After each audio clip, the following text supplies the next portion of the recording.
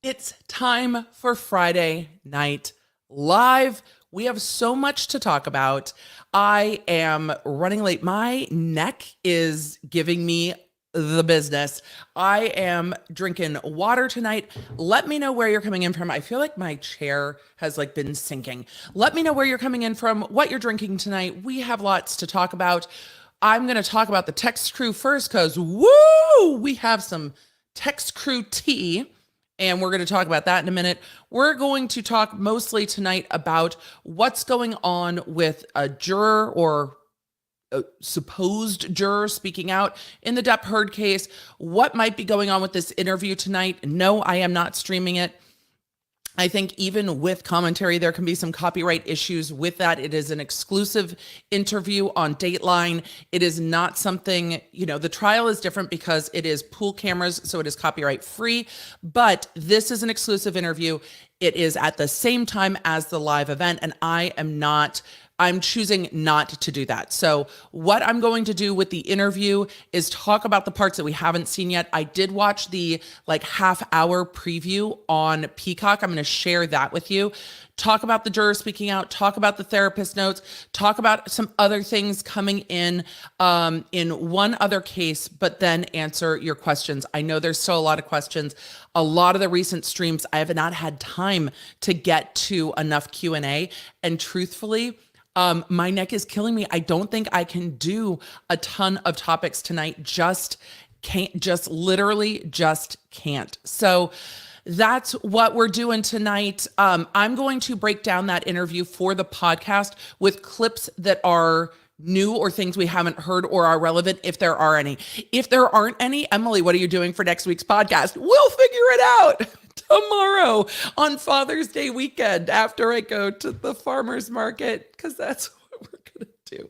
So all of you, it's so good to see you coming in from literally all over the world. Hello. I love the deep purple. I know. I'm going to try to get some ultraviolet hair going next time with a little bit more blue and this deep, ultraviolet purple. It feels so powerful. Wahaha. So with that, I'm going to get going live. I'm going to roll the intro. We're going to talk about one other story. Then we're going to Depp Heard all the things. Oh, for those of you asking about the text crew, we're going to talk about that. That's going to be part of our weekly roundup. You know what? We'll do a weekly roundup. I've got one story on a Girardi case that we've been covering, and text just, I try not to go off on the internet, but my level of rage is very high. For those of you that were on the Patreon exclusive live last night, you got a preview of it, but the fuckery continues. So let's get into it. Let's get into the fuckery. Hey there. If we haven't met yet, I'm Emily D. Baker, the badass lawyer and everyone's favorite legal commentator. I'm the host of The Emily Show, and I break down the legal shit behind the news and pop culture stories we all want to talk about. I have been a licensed attorney for over 15 years, but this is not legal advice. I should warn you, I'm a big fan of the cursey words. This channel is where the law nerds unite to talk about facts, not fuckery.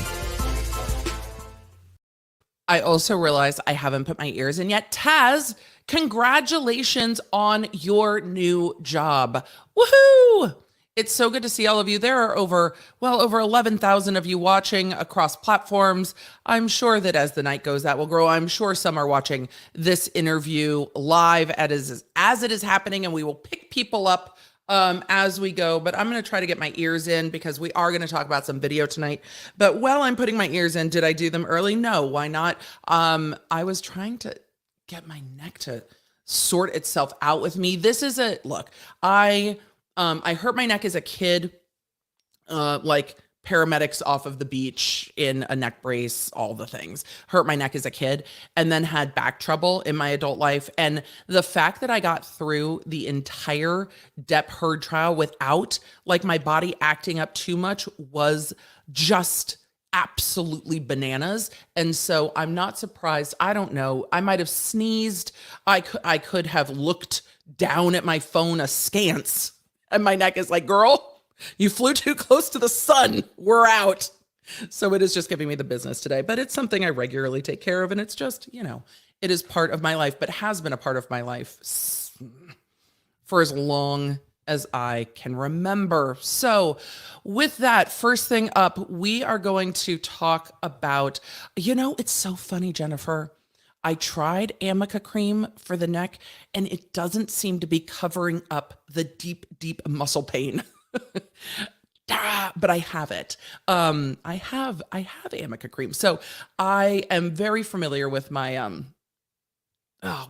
muscles kind of giving me the nonsense, but I have I have always found a team to help.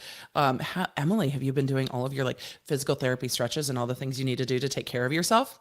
No. And that's where we end up, Emily, with me working too much and then getting into a little bit of nonsense. But that's where I'm at. Definitely have salon pause. We're going to be dealing with that. I see the chat saying hello, Shadow. Hello, JDN. The inside jokes. So we'll take care of the necky poo. I just wanted to let you know what's going on because I'm just like, you'll see it. You'll see it on my face, and that's part of it. And it's also part of why. Why do we have one thing tonight? This is why. This is why. So yes, I have a TENS machine. I can't do it on the part of my neck where this is out and talk well. It makes it hard for me to focus. Yes, I have Tiger Balm. You guys are great with the suggestions. Did you send out a text to the text crew? Let's have a conversation. I guess this is going to be our weekly roundup. So this is going to be our weekly roundup as we're saying hello.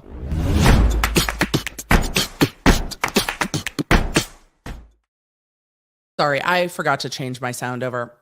So for the text crew, I use a company that's also used by like Mr. Beast and Phil DeFranco and, a ton of other content creators, Gary V, just you name it. If you get text from people, you will see it. And when you get text from me, you'll see you can expand it. It's a texting app for the community called Community. I got an email from this service provider a few days ago saying, hey, in 2 days, we are changing everything. And if you do not change to our full new thing, which is a substantial, and when I say substantial, I mean a substantial difference. Yes, and Damon notes, Damon and I have been texting the things that we will not share on the internet. Damon and I have been texting. I've also reached out to others that use this particular service, but it was like, you have 2 days and you can't send any more texts until you do the new thing. And I'm like, I'm not doing the new thing. I'm not doing the new thing. I need time to decide. B, that is a substantial difference. And they're like, well, you can charge for your text crew. I'm like, I'm not charging for my text crew. So you have 2 days feels like my text crew's being held hostage. And they're like, you can send one more message. I'm like, the one more message is going to be, hey, everybody, this is where I'm going. I have not figured out where I am going yet, but it's going to be somewhere that has international support. And I feel like my text crew is being held hostage for money. And our text crew grew substantially. And I am not going to be what feels like extorted. I'm not going to say that in a legal sense. It's just that's how it feels. I am not going to be told that the only way to reach your community is to pay us. Oh, by the way, you have 2 days. I am so livid about it. I had to sit on the email I wanted to send. They were like, can we just get on a call? I had to get off the call. They're like, you can't send any more texts after today. I had to get off of the call. I'm like, we're going to have to circle back because what I don't want to do is yell at the person who has been sent to deliver this news to me when it is not their decision. That is not the person I want to lose my mind at. And I needed to breathe first and decide what I was going to do. So with that, I'm like, I'm not charging people to be in my text crew. I am not making a decision in 2 days. And you telling me I have one last text feels like you are holding a guillotine over my neck, being like, good luck. So I am outraged. I've reached out to other large creators who are dealing with this and how they are dealing with it. And I am trying to figure out how I want to deal with it. So, will that be Telegram? I don't know. Will that be? Here's one of the options for now, that is a very easy solution. And this is not something you have to pay for. What I've decided to do is over on lawnerdsunite.com, which is through the Patreon app, I am going to do public messages. So if you just follow me there, you do not have to pay, but you can follow me as a creator there, and I will do public messages there that will give you an app alert or push notification. I know that their push notifications have worked well. So I will be doing public announcements there that are not locked. And then for those of you that are paid members, you will still get the paid content there as well. That is my first option, but I have not figured out what my next option is, because I have not figured out what my next option is. So I will be talking to my team and figuring out how I want to do it. I am also going to be trying to work with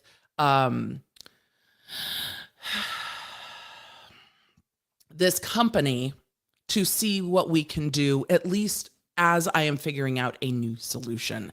But I know that you guys don't always get YouTube notifications. I know that there are other solutions, but I am so upset. So I am looking into my options. I cannot make a decision this fast. I do not like being forced to make decisions this fast. There was a period of time where my husband and I took like 8 months to pick a paint color for an accent wall. I do not like to be pushed to do it. So for now, I am making public posts the same way I would do the text crew over on lawnerdsunite.com. And so if you do not, you can just follow me there, and that might be a option. So that if you want to get push notifications, you can get push notifications that are free. I see a lot of you pushing for Discord. I have to consider it. I am not sure what I want to do yet, but I've gotten so many options. So I know that there is a way to just follow. If you go to lawnerdsunite.com, you can just go to follow. And when you go to follow, you don't have to join one of the tiers. You can just follow me there, and I will make public posts with all these posts, like the text crew. And with that, I am so angry. I have been riled, but I also know that it is not, the individuals that are sent to deliver the messages, it is not their fault. And so I don't want to go after them. These are higher up decisions. And if the higher ups and I get on a call, then they will get my feelings. But it is not the person who is delivering the news. It is not their fault. It's so funny because when, where was I? Probably Starbucks. And somebody apologized because they were out of something. And I'm like, you didn't eat it all. You don't need to apologize to me. I'm like, unless you did. Did you drink all of the cold foam? They're like, no, I did not drink all of the cold foam. I'm like, then this is not your fault. You are just out of something and it is fine. Things are weird right now. I don't understand being upset at the person who is kind of the one delivering the news when it is not their fault. If they are doing so in a nice way and they're like, we're just out of this. Okay. That's okay. There's no need to be angry. I feel like maybe working with the public is why I apologize for things too much too, because I've been yelled at for things that are very much not my fault. And I've worked in all different manners of that and dealt with things that are very much not my fault. But it's so weird. People just get so angry at the person delivering the news. And it's like, they didn't make this decision. It's not their fault. It is like, I am not happy with this decision and I'm going to figure it out. Yes, the follow is at the bottom of the page under the join buttons. Yes, it is. Yes, it is. Yes, it is. So you can go to, at the bottom, there's like a share and a follow, and then it says about. I'm going to be putting our new goals down there soon. I have just not had time. So that's really the rundown on why you didn't get a text. So lawnerdsunite.com is where you need to go. So exactly. It's not hard to not shoot the messenger. It's truly not, unless they are in a position where they are making that decision, you can still have a conversation nicely. If I can't have a conversation nicely, I need to take a pause from the conversation and come back when I can have a conversation, because generally it is not that person's fault. So I want to find a free option that will support our community internationally, and that is what I am looking for. So I am working on it right now. The quick and dirty solution is A, turn on your notifications here on YouTube, but B, if you hit follow there will be those public posts, and you can choose to get push notification there if you would like to. I will also make sure that I am super mindful of posting that on Twitter. I know not everybody wants to be there. It's a dumpster fire. I get it, but you can turn on your Twitter notifications there, and I will always try to post on Instagram as well. It just becomes a lot of places. So for those of you on the Facebooks, it is lawnerdsunite.com. I'm just going to put it in the, I'm going to put it in the chat. Actually, if one of my mods will you put it in the private chat, Miguelina, and then I'll just pop it in. So this is what's going on with the text crew. I don't like feeling forced, and I saw you guys talking about me being a Taurus. My husband and I are both Tauruses, so we need time to make a decision. And with that, the follow is at the bottom. So just scroll to the bottom. Just scroll down, and you will see a share and a follow button. It is kind of small. It's under my social media links and how many Patreons I have, but that will give you an option. And I appreciate that. That is the fast option for me. And I'm working on another option because I know so many of you like the text crew. I was really, when I sat down with this company and was like, okay, am I going to grow a community here? How do I want to do that? I was really inspired by the conversations I was having about being able to stay connected to my community and send out birthday messages. And, there's been times that there's been natural disasters. I'm able to reach out and say, hey, I know you're in this area. I know you're impacted and have been impacted. And that's been really important to me. But I'm also not going to be held hostage for more money and in 2 days. I don't mind paying for the services that I am getting at all. I do mind you have 2 days and there's nothing you can do. That I very much mind. So rage. I am going to figure that out. I will keep you posted. We all are here, and we will figure out a way. We will figure out a way to stay in better communication. And I don't think getting, YouTube to actually notify people is really within my power, but I imagine that Mr. Beast has not been given you have 2 days to make a decision. I'm just curious if that's been a conversation with Mr. Beast and Gary V as well, because I realize that we have different followings, but also I am a very angry mid-40s lawyer. So though my following may not be Mr. Beast sized, we are mighty. And I am done. Anyway, so I am very disappointed in the way that this has gone down. I know that it is not the poor account managers who are trying to make these decisions that are delivering this news, but I am very, very disappointed in the way this was handled. I completely understand industries change, prices go up. The way this was done was, you have 2 days. Pay us. And that, no, ma'am, that breaks trust with me. And when trust is broken with me, I am very slow to boil. But when trust is broken with me, it is very, very hard to find footing again. And that's where we're at with this. So very, very frustrated.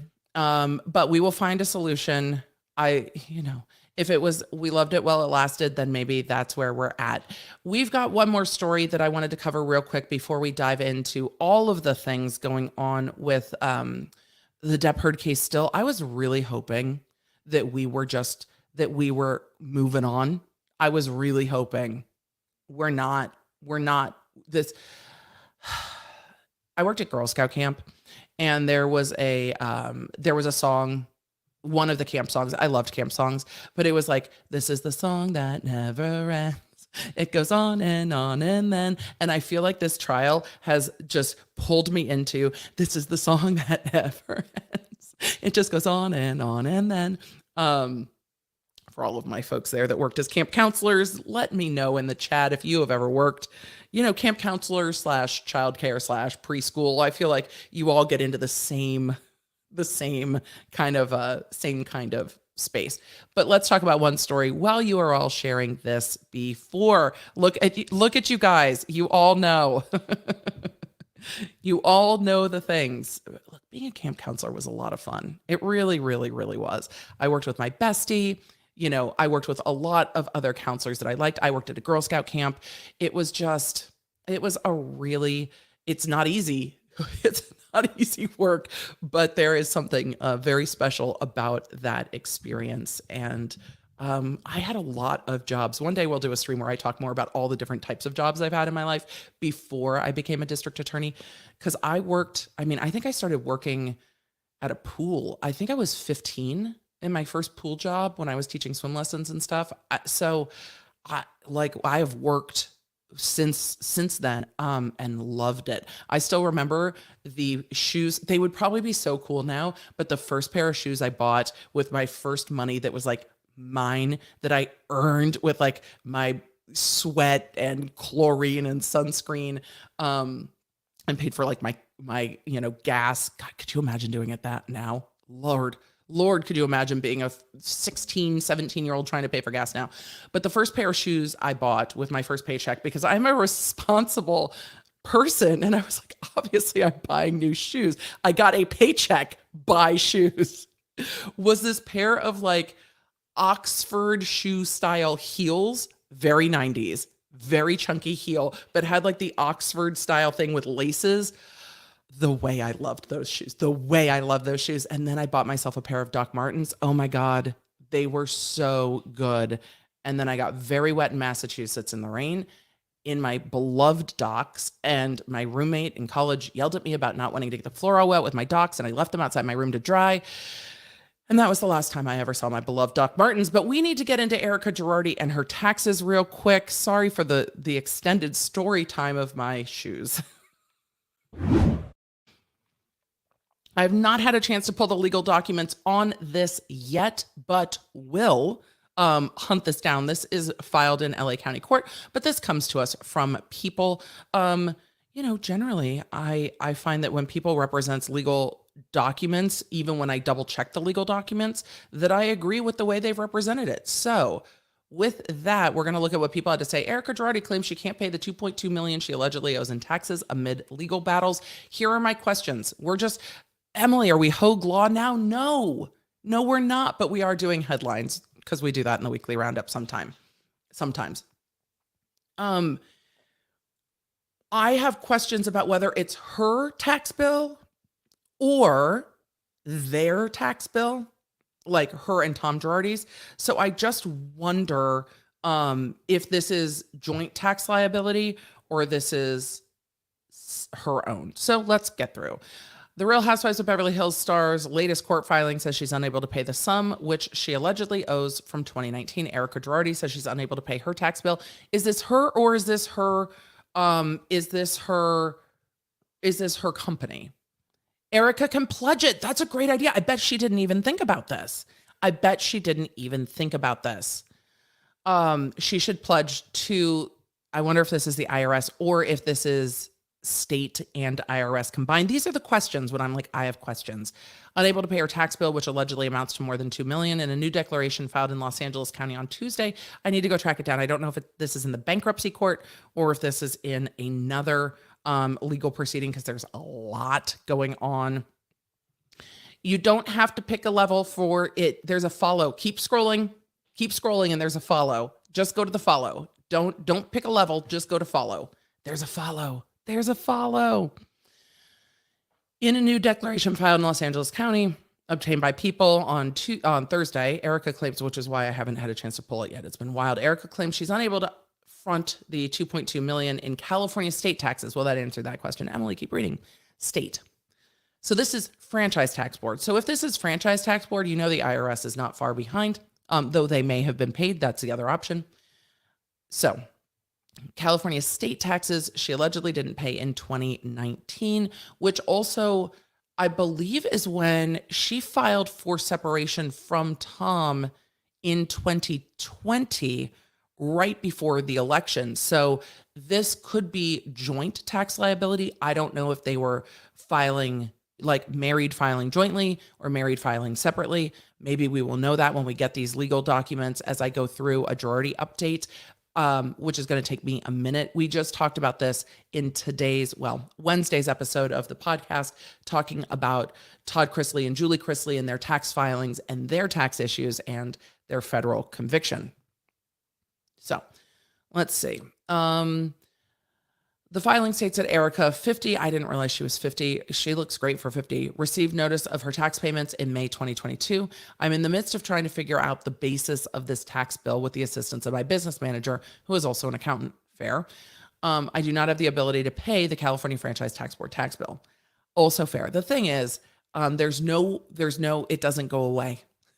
The Real Housewives star said she didn't know if the tax board was claiming any sort of lien in reference to her $750,000 earrings that were centered in her estranged husband's 2020 bankruptcy case that's ongoing, her estranged husband's ongoing bankruptcy case. In January, Erica was asked to turn over the diamond earrings, which were a gift from Tom. This indicates this filing's probably in the bankruptcy court. The trustee court filings obtained by people. Oh, yeah, they're the trustee court. Oh, this was over there. No, the trustee court filings were regarding the 750,000 diamond earrings that are now estimated to be worth multiple millions. Could you imagine? Like, I would be so scared. I could never leave my house. Like, how do you leave your house with that much money on your ear? Like, I don't know.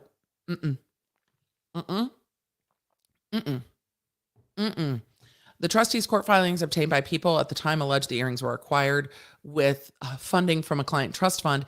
If you want to see me lose my absolute ever-loving mind, the episode where I cover this,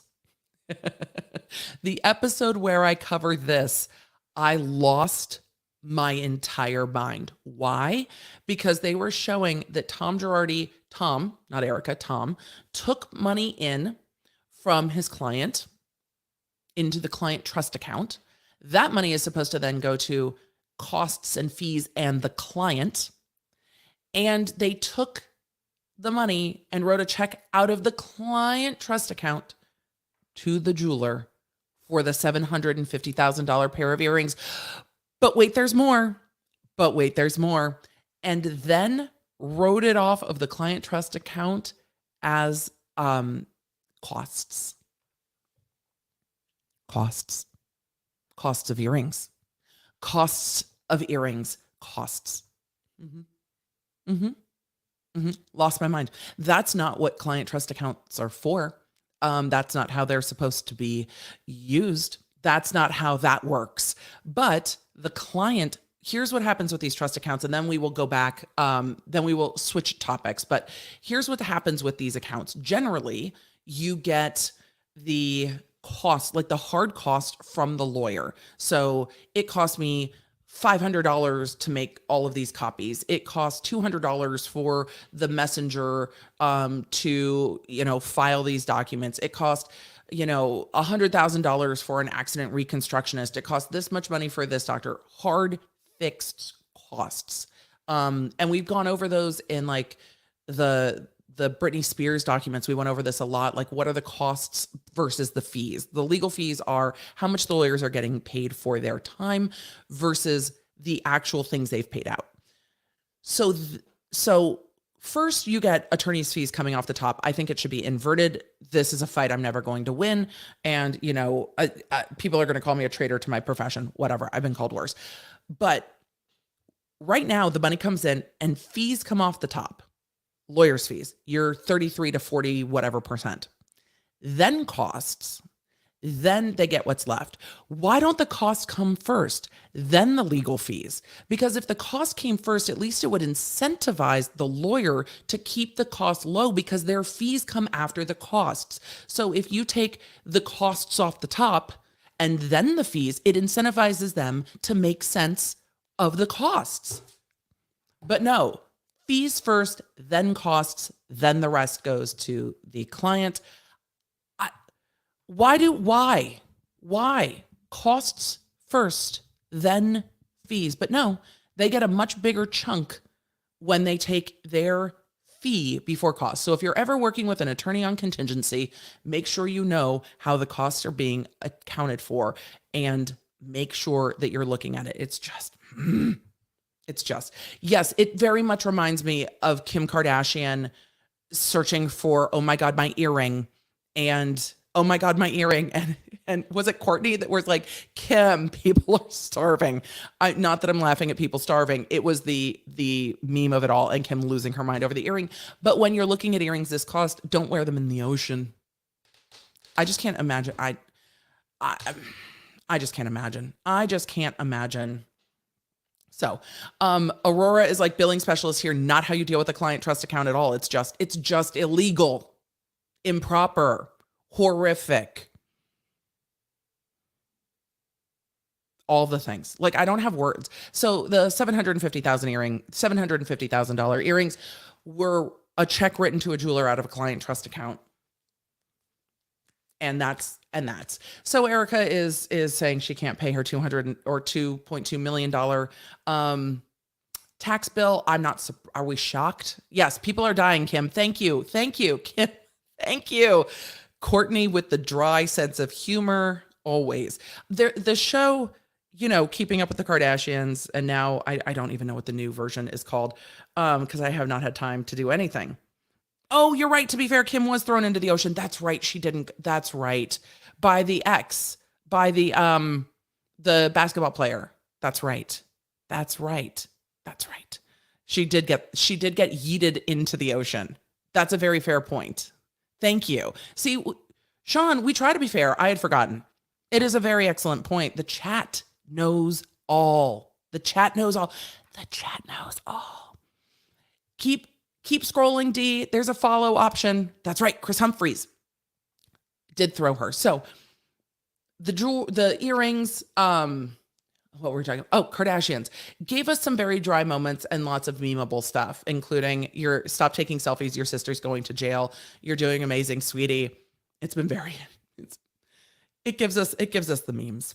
So with that, where do we go next? Do we go to the juror speaking up, or do we go to, I think we need to go to the therapy notes first, because that's going to come up on tonight's show. And that's something that is in this little snippet that was shared by the Today Show. It was also something that was shared in the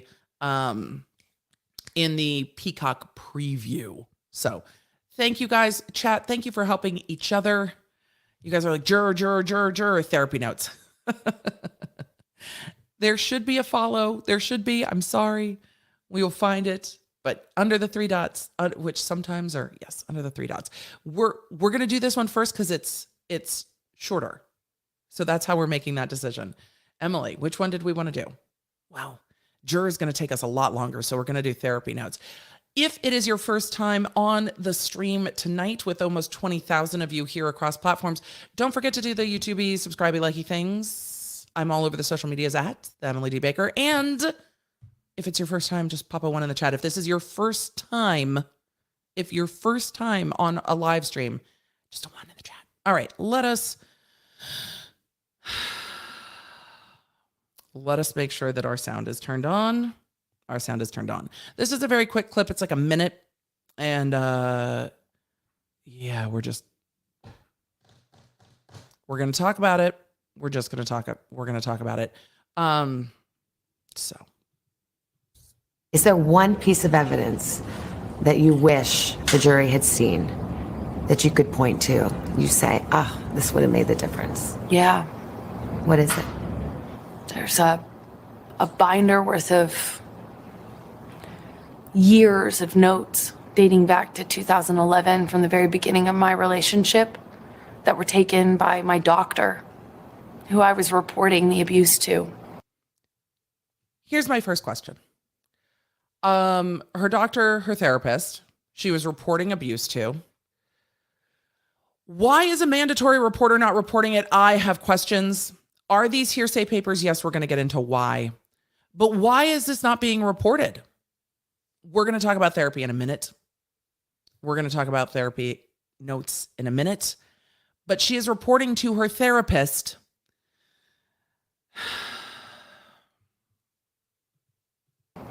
He says he's never struck any woman. His lawyers argued at trial. None of his other prior relationships, not one woman has come forward and said he physically hit them. You were the only one. Look what happened to me when I came forward. What happened to you when you came forward, to be fair, yes, there have been people on social media that were mean, but I did not see a massive backlash. Did I miss it? Because I saw a backlash against him. I saw covers of magazines and op-eds and ambassadorships and bigger roles in movies for her. And you see what happened to me. You became an ambassador for the ACLU.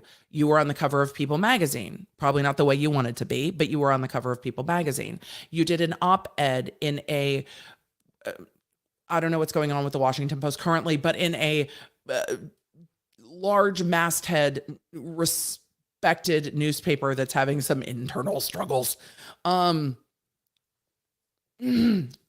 You guys are saying California doctors and nurses are mandatory reporters. She said her doctor. She said her doctor. She said her doctor. So when she said her doctor, I am going with her doctor. But look at what happened to me when I came forward. What happened? People are mean online is different than something happening. Did I chat? What am I missing? What else happened? Bigger movie roles, magazine covers, ambassador of the ACLU, television show appearances. What else? Yes, I see Hazel in the chat. It just jumped because there are, over 20,000 people here, said now there's backlash now. Yes, there's backlash now, but there wasn't then. So I have thoughts about this. Yes, the L'Oreal deal. Yes. We're going to keep going through this, and then I have more thoughts. I have more thoughts. Would you? I should have backed up. Look at what happened to me. Would you? I mean, I don't particularly want to be in the movies. I find that terrifying. I don't think I am an actor at all. Would not want to be one. It seems difficult, but bad things are happening now. I didn't see bad things happening then. You were the only one. Look what happened to me when I came forward. Not to mention, when women came forward against Harvey Weinstein and others, the first that came forward did get backlash. And then as more women came forward, the tide turned, which is part of what Me Too, as the tide was turning then, part of what was happening then is that women were supporting other women, saying, this also happened to me. Stop going after this person who is reporting it. There are all of us. And there were, covers of magazine talking about the women of Me Too that I remember of women speaking up.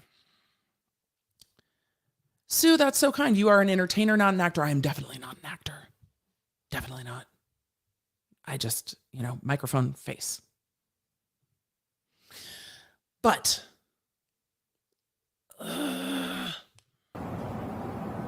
would you? And you can see much more. Oh, that was it. Okay. I thought there was more because there's another minute. So 47 seconds of this. We're going to go through it one more time conversation because I have a lot more to say. I have a lot more to say about this. Is there one piece of evidence that you wish the jury had seen that you could point to? You say, this would have made the difference. Yeah. What is it? There's a binder worth of years of notes dating back to 2011 from the very beginning of my relationship that were taken by my doctor, who I was reporting the abuse to. He says he's never struck any woman. his lawyers argued at trial. None of his other prior relationships, not one woman has come forward and said he physically hit them. You were the only one. Look what happened to me when I came forward. Would you? What? What happened? The thing is, she does talk about a binder full of doctor's notes. We learn in the other clip that was premiered on Peacock that these are therapist notes. I realize that therapists are not always mandatory reporters. I do not know the ins and outs of that and have not refreshed myself on it. But here's part of why therapy notes are hearsay. Because the point of therapy is to treat the person that is telling you the things, not to investigate the things. It is not their job to investigate if what they are being told is true or not, because for a therapist, it doesn't always matter if it's true or not. What matters is this is what the person is telling them and disclosing to them, and then they deal with it. So when you're looking at a court of law, the therapist's notes are hearsay.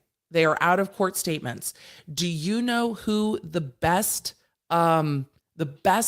recitation of what was said to a therapist is? The person who said it to the therapist. Who is that person? Amber Heard. So the best evidence of what Amber Heard told her therapist is Amber Heard, and she testified. She doesn't need to testify, I told my therapist this. She needs to testify, this is what happened, which she had the opportunity to do for days and days and days and days. But also, the therapy notes were relied on by Dr. Hughes and reviewed by Dr. Curry. So it's not as if the therapist notes didn't come in. They were reviewed by the doctors who were given the task of doing the analysis of her to testify. So the therapy notes were not kept out. Issa E is saying therapists by law must report harm of their client in California. This is the biggest question I have, and this has been an overriding question in this case. But what is so frustrating is it's not that the binder full of notes didn't come in. They were reviewed by the proper witnesses who used them or didn't use them in their analysis, and they were asked about them. I need to go back and look at Dr. Curry because Dr. Curry was asked about it and Dr. Hughes was asked about it, about the therapist notes. So it is not as if the notes, which again are hearsay and are not coming in, it's not as if the notes would have changed things for the jury. And I'm actually really glad I did this in this order because now Emily, is it like you plan things? No. Today, no. Not smooth, didn't plan, wop. But it will lead us into talking about the jury. Look, y'all, we segued. I'm sure I'm going to have more ramblings about this as we talk about the jury. But the best person to give evidence of the notes is Amber Heard to testify about what the notes were said. The notes were reviewed by the forensic analysis witnesses. The statements in the notes cannot be read in. You can't just be like, oh, well, on this date, the therapist said this. That's not how that works. That is hearsay. But she can say, this is what happened. This is what happened. This is what happened. I reported it. And so it was. The question didn't get asked a lot in court, and I wonder why, about mandatory reporters. It came up a little, but not nearly enough. So as we go into what Good Morning America is up to with a juror, we are going to look at their clip and their reporting and do commentary on it. And then we are going to go to the article as well that has much more information about this. As we're switching topics, actually, I'm going to swoop first and then we're going to go to questions. But we're going to swoop and then we'll get to questions and super chats and all the good things. Here's my hesitation in covering this. I do not know how GMA knows that this is a juror because they did not disclose what they relied on to determine the veracity of the person coming forward. There is a YouTuber here on the platform that I love. Savvy Writes Books. And when Savvy interviews people, which happens when she's breaking down MLMs and things like that, she very clearly discloses, this is how I verified the veracity of this person in a tremendously transparent way. And it is admirable. And this is why I rely a lot on creators that I love to break things down, because I am not seeing that transparency here. Did you review their juror ID badge? Did you review their name? Did you call Chanley Painter and be like, hey, this person says they were juror this, they look like this. Is that the person you saw in court? Like, how did they verify that this person is a juror? How? Amanda Joe said, hey, I'm one of Savvy's mods and friends. She's the best. She is the best. I admire her so much. I've been on her channel. The way she breaks down information is so delightful. She's so smart. Kendall Ray too. Kendall Ray does the exact same thing. There are creators that do this better than traditional media. So when traditional media comes for creators, it's like, that's adorable. Do you watch any of these creators? Because they go so far to verify it. And so Shelly is asking me a great question. Hello. Maybe the juror came to them. Maybe the juror did come to them, but how did they verify? Because they couldn't go to the juror. The juror information is sealed. So how did they verify that the person that came to them is actually a juror? Unlike the person on TikTok who was like, I was a juror. You weren't. How do you verify it? That's what I want to know. Of course, the jurors have to go to them, but there has to be a way that they verify the work because the jurors' information is sealed. I got asked this a lot on TikTok. Not TikTok. Damn it. Twitter. I actually like TikTok better than Twitter. TikTok, Twitter. I got asked on Twitter about are the jurors allowed to speak? There was some confusion about whether or not the jurors are barred from speaking to the media. The jurors are not barred from speaking to someone in the media. The media can't get their information, the juror information, to contact them. But it doesn't prevent a juror from reaching out. And that's an important distinction. The jurors are allowed to speak, allowed to say what they want, allowed to talk about this case. Their information is sealed so the media can't go find them. There's other ways for a juror to verify that they were a juror. There were people in the courtroom. I don't think GMA had someone in the courtroom. The only person I saw from traditional media day in and day out was Chanley Painter.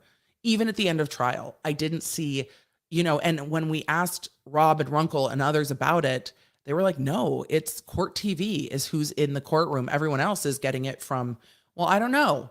I didn't know till towards the end of the trial that the LA Times thought Jason Momoa had testified because they saw it on TikTok. What? So Runkle of the Bailey thought it was possible. I see the comment. Thought it was possible. It was one of the jurors, but still skeptical. I'm skeptical until you tell me how you determine this as a juror. They do get paperwork that they're a juror, but why not say that it was reviewed? Just like, so in the NBC Dateline part of the interview that was on Peacock, they said, we reviewed Amber Heard's therapy notes and this is what we determined. Why not just say, we reviewed this? Say you reviewed it. What did you review to determine it? So with that heaping, steaming pile of caveat, we are going to talk about this. Yes, I know the Jason Momoa interview was fake chat. I know it was.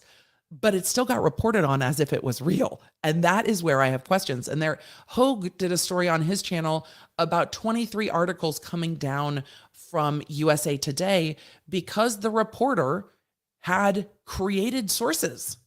There is a problem here. This is where we have questions and I have questions comes up. I have questions. I want to talk about this. I want to have a conversation about it, but I also want to be mindful that I am not certain that GMA has verified this person as a juror because they have not said how they verified it. So I can't verify how they verified. And if I can't verify how they verified, then I don't know. But we're still going to talk about it. Caveat. caveat. This is where I have questions plays in. This is where, like, I'm interested, but I have questions. This is where it plays in. This is where it plays in. Kitty M said maybe the validity of his identity was verified by a reputable person who was actually in court. If they did that, they should have disclosed it. That's all. I don't care how they verified. I don't want to know how they verified. I don't want to know who the person is. I want to know that their identity is being protected. I am fine with all of that. Just say this person was verified as a juror through some means. So, Jen B, I never got a text you were live. I'm sorry. I'm going to just refer CEG, the beginning of the stream, and the text crew. They're that. All right. Let us, with all of those steaming piles of caveat, go to A, what is being reported here, and B, what is being reported in the article, because these are not the same in my mind. So let us go. Let us do this. Sound. ABC News exclusive with the Juror and the Johnny Depp Amber. You know, I don't break down video defamation a lot. trial. Though I Speaking very up much, for the first time about George, chill. Though I very much enjoy it. And it really started with Alec Baldwin's wild interview about the Rust case, is where I'm like, is it helpful if I break this down? And all of you were like, yes, it's helpful to break it down. And now I'm just kind of loving it. I'm like, can we break down? I want to break this down all the time. Can we just break it down all the time? I love breaking. I love breaking down videos. This is very much fun. So let's do it. At the verdict, Trevor Arlt here with the story. Good morning, Trevor. Good morning, George. You know, this trial had the whole world watching and What's up, debating Trevor? every question, every claim. And this morning, You know, we actually considered Trevor before we landed on Travis. Just saying. I dig the suit, Trevor. Let's keep going. we have exclusive insight into what the jury was thinking. Now, we agreed not to reveal his identity or juror number, so you won't see his face or hear his voice, but he revealed a That's fine. But did you verify that this was a juror? And how? lot about how these multi-million-dollar decisions were made. This morning, an ABC News exclusive. New details from the Johnny Depp Amber Heard defamation trial from a member of the jury who says a lot of Amber's story didn't add up, and the majority of the jury felt she was more the aggressor. Fair. I can see how the jury can get to that decision, assuming that this is what they did. He balled up his fists, leaned back, and headbutted me square in the nose. It's always so interesting to me that when she is describing action, she is describing the action of the person doing the thing and not her being on the receiving end of the thing. That is always very odd to me. But never did I myself reach the point of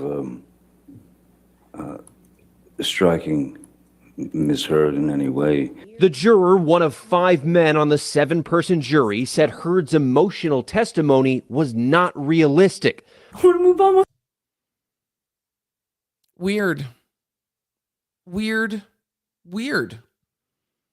Heard's testimony was not realistic, says the juror, says GMA. Okay. With my life. The crying, the facial expressions that she had, the staring at the jury, all of us were very uncomfortable. We talked about this so much when we were watching this trial that that the looking dead at the jury over and over and over could backfire. I also talked about Johnny Depp being flippant with Rottenborn and others could backfire. But I talked about the all of this, every single question staring down the jury could backfire. So, you know, saying that it's making a juror uncomfortable doesn't surprise me in the least, because it made us uncomfortable as we were watching the testimony. It's like, this is so awkward. And that's exactly what, you know, those that were reporting from the courtroom, like Rob and Ian, Rob at Lawn Lumber and Ian at Runkle of the Bailey, were saying when they would come in at lunch, like, this is kind of awkward. Like, even her turning around and staring at us feels a little awkward. Like, it's a little too intense. So would answer one question and she would be crying, and 2 seconds later she would turn ice cold. Some of us use the expression crocodile tears. I didn't think he knew what he was doing. I don't know how. I don't want to do this. I don't want to do this. On Depp's side, a lot of the jury felt what he was saying at the end of the day was more believable. He just seemed a little more real in terms of how he was responding to questions. I think that's fair. fair. His emotional state was very stable throughout. It could begin with, throwing a TV remote at my head. It could be throwing a glass of wine in my face. The juror said the revelation Heard had not donated her $7 million divorce settlement to charity was a fiasco for her. Interesting use of word, and something that we also talked about when this was going down, because in the jury instructions, and we went over them a number of times, and if you're interested, we'll pull it back up tonight on the way that they are to determine credibility of witnesses. But catching someone in a falsity, if the jury decides somebody had intentionally been false or been lying, they're allowed to weigh that pretty heavily. And that's a really interesting thing when they're saying, look, this is a big deal, especially that TV clip where she's saying, I wanted nothing. I donated it all.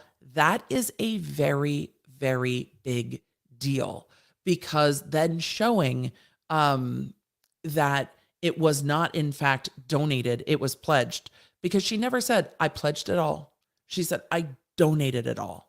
And then we're seeing her in her interview, CEG Tuesday, we're seeing her in her interview saying, I shouldn't have had to donate it to be believed.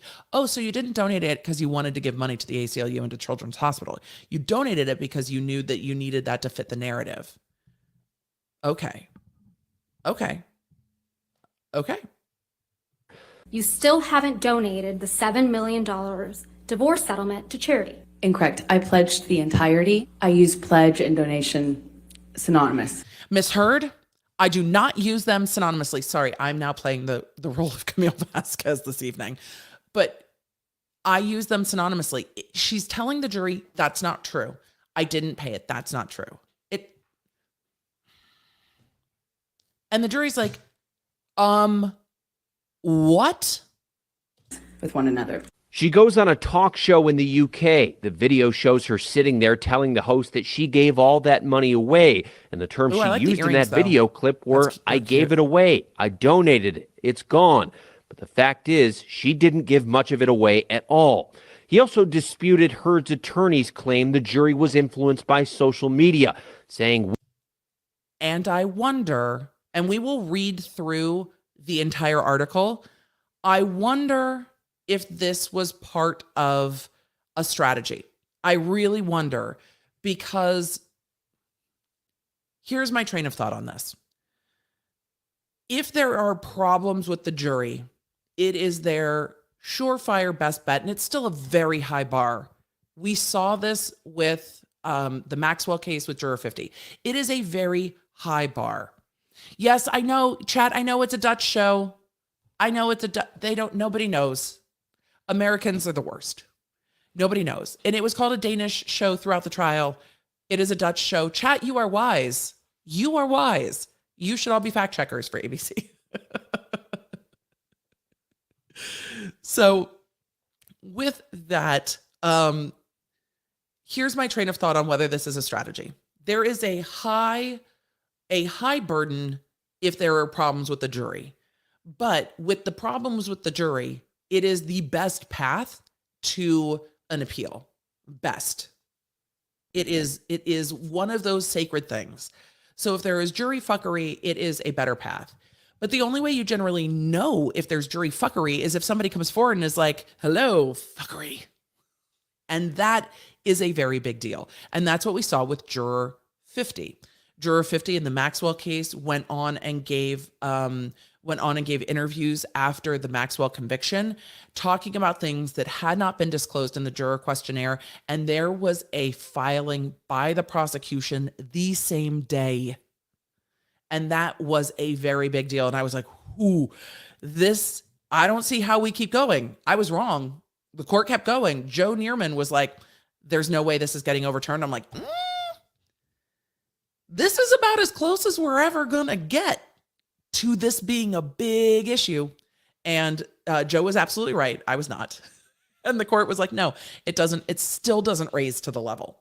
So baiting the jury by calling into question their integrity is the best way to get nuggets of information to potentially put into an appeal, I think. I think this is a strategy. I think this is the best bet to try to get somebody to come out of the woodwork and have a conversation, because they can't go to the jurors. They can't go get them. They can't go ask them questions. It's sealed. So I think this was a strategy. I don't like this strategy, but I also know there are a lot of people, myself included, when your integrity is called into question, you're like, fuck this shit. That's not fair. And these jurors were there more than 6 weeks out of their life. I would be offended. I would be angry. How would you feel, Chad, if you sat through this trial, knowing what you know, seeing what you saw, giving up your life? Wouldn't you be pissed if somebody was like, they were influenced by social media? No, motherfucker. I was influenced by the testimony that I watched, not social media. I watched this trial day in and day out under bright fluorescent lights, at the tail end of a pandemic with alpacas outside every single day on this high profile case. The last thing I wanted to do was be on social media. I wasn't on social media. I wasn't influenced by social media. I was here all the time. I saw it live. No, I left. Could you imagine the amount of emails you would have at your job if you were gone for over 6 weeks? You get back from your desk after 4 days and it's like, fuck, 6 weeks of like $30 a day. And sitting in court all day is exhausting. It's not fun. It's not easy. I would be so angry. And I think that was the point of throwing the jury under the bus, was seeing if somebody would come out and give them a nugget that they could run with, because this is still strategy. I don't like the strategy, but I understand the strategy. I think they would have gone much better. And this is, the interview's done. And I don't want to say anything that's like, that's a good idea, because sometimes we know that happens too. But I would have just gone the direction of what was going on in the courtroom and outside of the courtroom. Outside of the courtroom, there were signs, and Amber Heard talks about this in her interview. She said, there's signs, I can't repeat what they said on TV. I guarantee you, if there were vitriolic signs and threatening signs, wouldn't we have seen that in the media? The media was still very pro-Heard during this trial. If people were holding up signs threatening her, wouldn't those have been on court TV? Wouldn't those have been reported on by somebody that was there? Wouldn't Rob and Ian have seen them and said, I saw them? Focus on what the jurors would have driven past every day. Getting into the courtroom, hearing people saying, yay. Focus on that. But they can't focus on that. You know why they can't focus on that? Because they brought #justice for Johnny Depp into evidence. And an appeal court would look at that and be like, yeah, there were alpacas dressed as pirates outside, but you said #justice for Johnny Depp and gave them the numbers. The actual numbers on how much more popular that hashtag was on social media than #Amber Heard and Amber Turd and all the other ones. They brought social media into the courtroom. Amber Heard looked at the jury dead ass and said, Google me, you'll see. Girl, they can't Google you. You're asking them to go on social media. And you're asking them to not just go on social media, but be influenced by social media and impacted by social media. And they weren't told they could never go on social media. They were told they could not look at information about this case anywhere. And I would need to go back and listen to Judge A's kind of rundown of, you can't go look at this and this and this and this and this.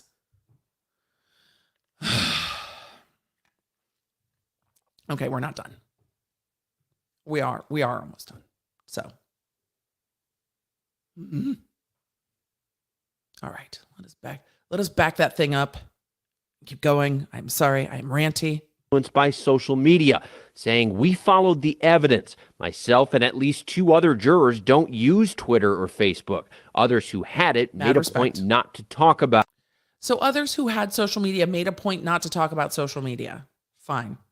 He said, ultimately, what I think is truthful was that they were both abusive to each other. I don't think that. We are going to read the quotes down below. I think this mischaracterizes it a bit, but we'll get into that. Makes either of them right or wrong. But to rise to the level of what she was claiming, there wasn't enough or any evidence that really supported what she was saying. There wasn't enough or any evidence that supported what she was saying, which is really the heart of the thing. She did not say, she said this too, but she did not say only that she was terrorized. She did not say only that she felt controlled. She did not say only that there was coercion in their relationship. She detailed horrific levels of violence and abuse and sexual violence. That is what she testified to. So while there are lots of forms of abuse in domestic violence relationships, that's not what she detailed the most. She focused on physical and sexual violence. And when you focus on that, for your lawyers to get up at the end and try to say any act of violence or any act of control, even the psychological control and even these types of abuse count, is very hard to undo the horrific things that she detailed. Because what she didn't focus on was the abusive language, the, being afraid of things being thrown. She didn't talk about that. And so as the focus of her testimony, it was in there, but it was not the focus of her testimony. So I'm not surprised that when she said, I became the face of domestic abuse, that when the jury heard abuse, what they thought of was violence. And Rottenborn, to his credit, did the best that he could, saying when he was cross-examining Johnny Depp, but wasn't the psychological abuse the worst? And Johnny Depp's like, yes, it was the worst. But I don't think Amber Heard as a client wanted to focus on that. She wanted to focus on being pummeled with hands full of rings and everything else that she detailed. And so we're going to get into that more as we get into this written statement, but I wanted you to see the difference between the video clip that is probably what most will watch and the written statement, which is what some law nerds will read, because it's also different. Why is it different? He added that he believed Johnny did not hit Amber. And he also revealed the jury was given no guidance on the amount of money that both stars were awarded. We could have told you that. We watched. The jury was given no guidance. It's not in the jury instructions. It's not in the closing arguments. In the closing arguments, Elaine was like, we'd love $350,000. And Ben Chu was like, it's not about money for us. So no, they got nothing. Normally, you will get a closing that will tell the jury how to determine damages, and they will say, we're asking for this much money or that much money. This jury in closing got literally like, figure it out. I agree with that 100%. He said each juror threw out a number that they thought was fair. And notably about the attorneys, he said he thought Depp's team was sharp while Heard's team had sharp elbows, meaning. I want to know if this juror played water polo, because sharp elbows, I mean, I guess you elbow people in basketball too, but sharp elbows it just is so reminiscent of water polo to me. But again, I only can speak to my own experience. But sharp elbows is a very interesting statement of like, they were not exactly playing fair, is how I read that. They were abrupt. They frequently interrupted. Now, Heard, of course. Not as much as I do, Boo. I'm going to back this up a little with the sharp elbows. Depp's team was sharp, while Heard's team had sharp elbows, meaning they were abrupt. They frequently interrupted. Now, Heard, of course, does plan to appeal this, and Depp is about to be back in court with these same lawyers for a separate case. He's accused of assaulting a manager on a movie set back in 2017. Guys. Okay, Trevor, thanks. Let's bring in our chief legal analyst, Dan Abrams. And Dan, I guess it's common sense the jurors found Depp more credible? I always find Dan Abrams of Law and Crime. So if you've heard us around the law tubes talk about Law and Crime, this is Dan Abrams, the man behind Law and Crime. So let us hear what he has to say. I find these jury interviews to be fascinating after a case, to know exactly what they were thinking about. Y'all doing Dan Abrams dirty with the way he's mic'd right now. That sounded like he was calling in from a tin can with a string. 17. Guys. Okay, Trevor, thanks. Let's bring in our chief legal analyst, Dan Abrams. And Dan, I guess it's common sense the jurors found Depp more credible? Yeah, I always find these jury interviews to be fascinating after a case, to know exactly what they were thinking about all the evidence that was presented here. And it's not just that they found Depp more credible. It's the little nuances, right? It's the little things that bugged them about Amber Heard. And I think they were bothered by being stared at. They did not like it. Humans don't like that. Can you imagine being in a group dinner and having somebody telling you things that you kind of don't believe and just being like, I just... Jennifer, that's hilarious. Sharp elbows is pretty sophisticated for the average rando. I mean, it's a very sports ball analogy. It resonated to me with water polo because damn it, elbows hurt. One of the guys on my team ended up with 2 broken ribs from an elbow.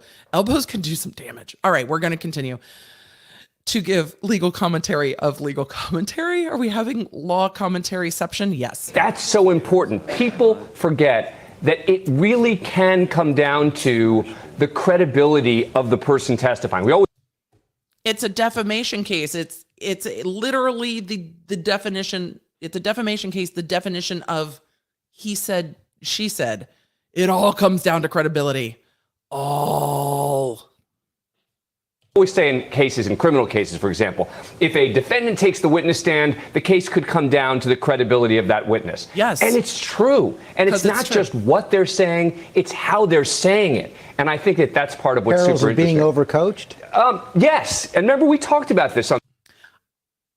Disagree. I don't think she was overcoached. I think this was a choice. I think some of this was her choice. I think this was her choice. I don't think it was overcoached. I really, really don't. But I say that with hesitancy because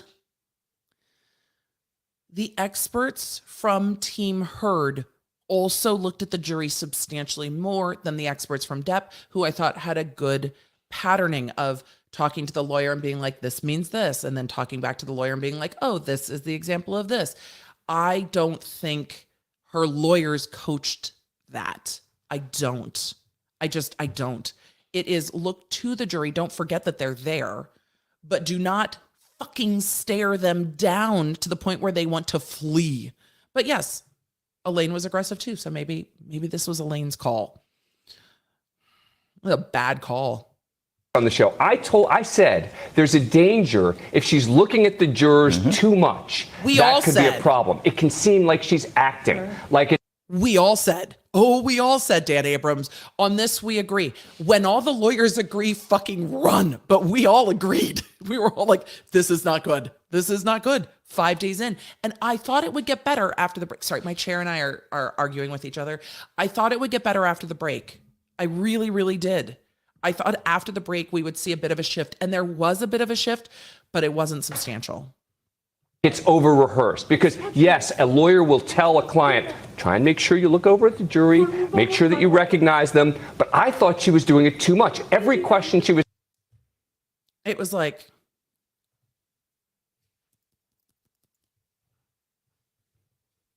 It was so much. Asked, she would literally she would pause, she would turn over to the jury, and she'd begin her watching, answer. Emily. And it's clear that at least this juror felt that was rehearsed. You said some things about her bugged the juror, but also it seems her legal team bugged them as well. Yeah, and look, you got to wonder whether those two things are intertwined. Her legal team bugged the ever-loving shit out of a lot of us. Elaine particularly, not so much Rottenborn. Though Rottenborn, there were times I felt that he was too aggressive. It was not the same level of annoyance. It's like, yeah, he's doing his job. He's aggressive. I don't love the style. And I said that a lot with Rottenborn. I don't love his particular style of questioning.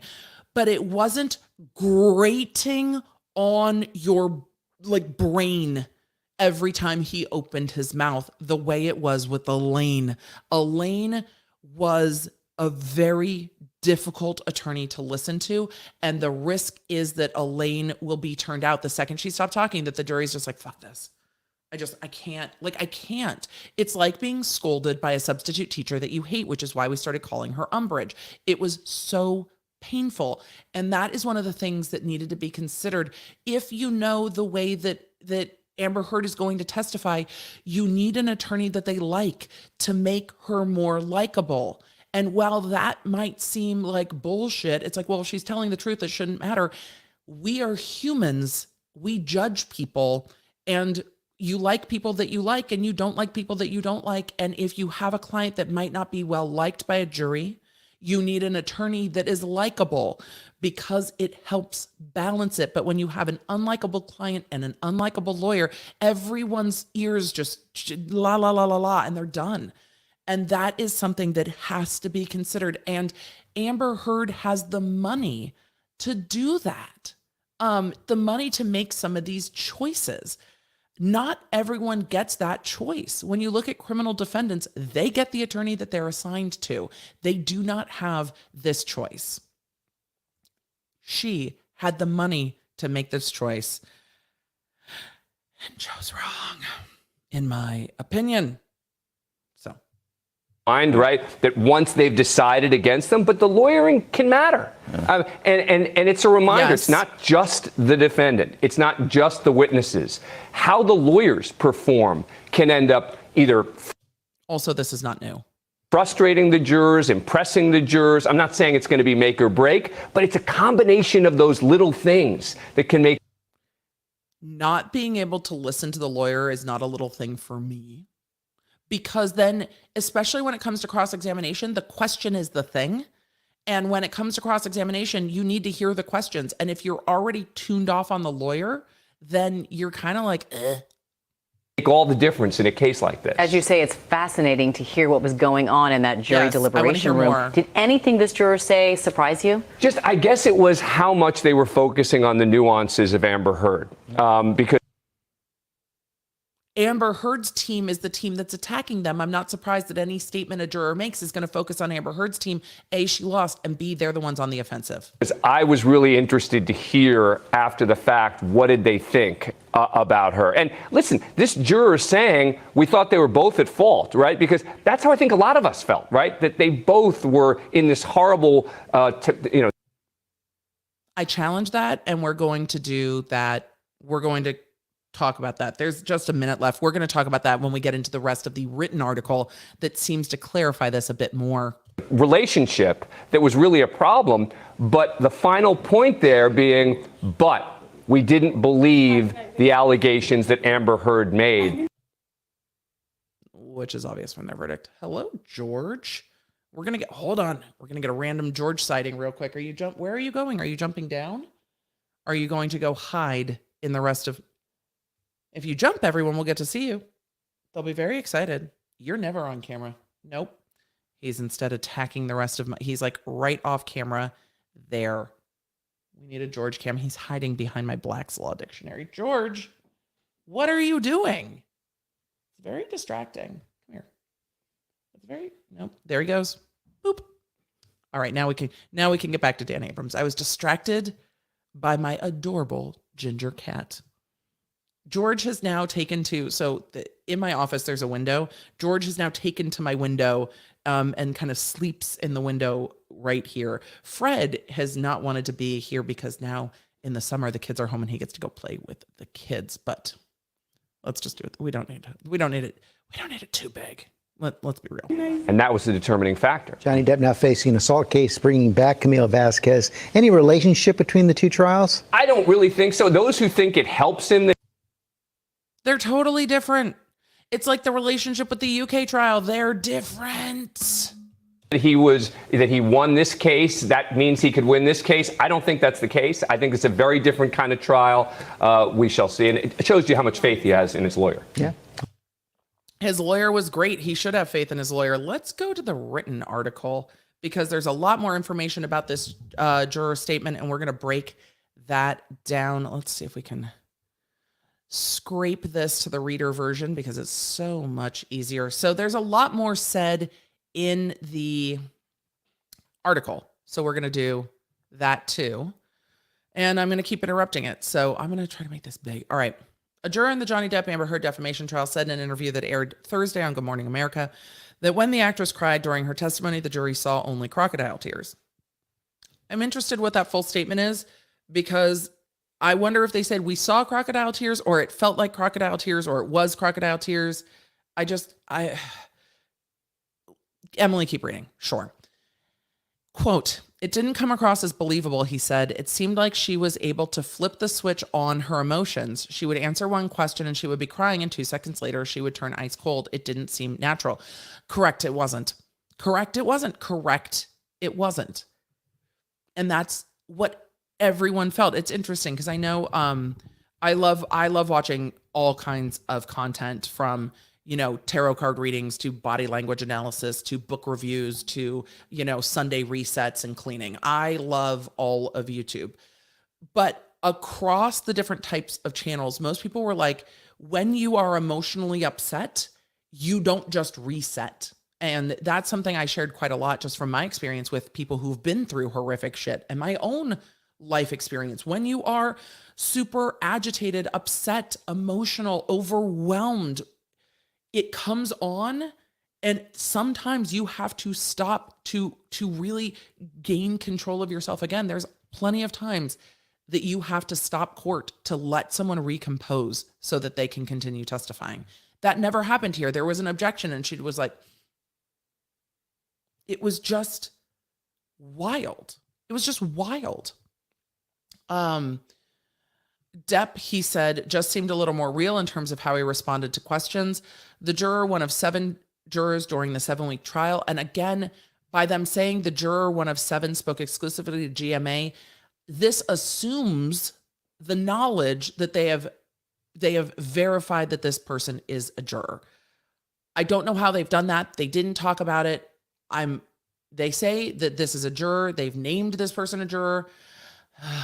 He asked to not have his name used for this report. Completely fair, but they still didn't tell us that. But I made much of that. We can move on. In early June, the jury in Fairfax, Virginia, awarded Depp $10 million in damages. Oh, more than $10 million. Well, yeah, they awarded 15. To be fair, they awarded 15. He will get 10.3. Heard received $2 million in her countersuit. The catalyst for defamation countersuits was a 2018 op-ed. The catalyst for defamation countersuits. Okay. Was the 2018 op-ed Heard wrote in the Washington Times Post in which she said she became a public figure representing domestic abuse. And there was a headline and other things. Depp argued the suggestion she was victimized by him, although Depp argued that suggested she was victimized by him. I don't think victimized is what they argued. Assaulted and abused is what they were arguing, that implied, because it's defamation by implication, not defamation by suggestion. This is me being picky AF. But it implied that he was an abuser. That's what it implied. Although she never identified him by name. Why would you buy the other person a knife? Heard's credibility was suspect throughout the duration of the trial, the juror said. Besides how she acted on the stand, several other factors led the jury to believe Heard was not credible, the juror said. The juror concluded, quote, they were both abusive to each other, but Heard's team failed to prove Depp's abuse was physical. And then it goes on to explain. They had their husband-wife arguments. They were both yelling at each other. I don't think that makes either of them right or wrong. That's what you do when you get in an argument, I guess.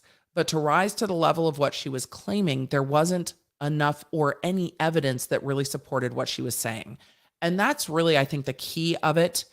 The level of what she was claiming, they are seeing the level of what she's claiming of domestic abuse being more than yelling at one another, more than getting into arguments, because that's what she described on the stand. It was more than that. So more than that. And there wasn't evidence that supported everything that she said. There just wasn't. There was evidence, but not that supported things that she testified to at the level she testified to them. Heard, the juror said, was considered the aggressor in the relationship by the majority of the jury. If, again, just we're going arguendo that this is all a juror, this might explain the split. Majority. What means majority was 7? 1, 2 that didn't think she was the aggressor? And if there's 1 or 2 that didn't think she was the aggressor, is that why we got this split in verdicts? But I think it's fair that they said they considered Heard the aggressor. And if they considered Heard the aggressor, then I need more context around they were both abusive to each other and where that fits in the way that this is clipped out. Because is it they had their husband and wife arguments, they were both yelling at each other? I don't think that makes either of them right or wrong. That's what you do in an argument, I guess. But to raise to the level of what she was claiming, there wasn't enough evidence that really supported that. They were both abusive to each other. But, like, where does that go? But she was the aggressor. Where does it go? It's interesting the way that that's floating there. So I need context for they were abusive to each other. Does that mean they found their fighting to be abusive, but that she was considered the aggressor? It's interesting the way this is written. Heard, the juror said, was considered the aggressor in the relationship by the majority. Obviously, they sorted it out because they found her to have defamed him unanimously. If you have a battered wife or spouse situation, I appreciate that they were able to say spouse. And I wonder if that is because this is one of the younger jurors, or if they said battered wife or spouse because they are acknowledging in the statement that Johnny Depp is a battered spouse. Curious.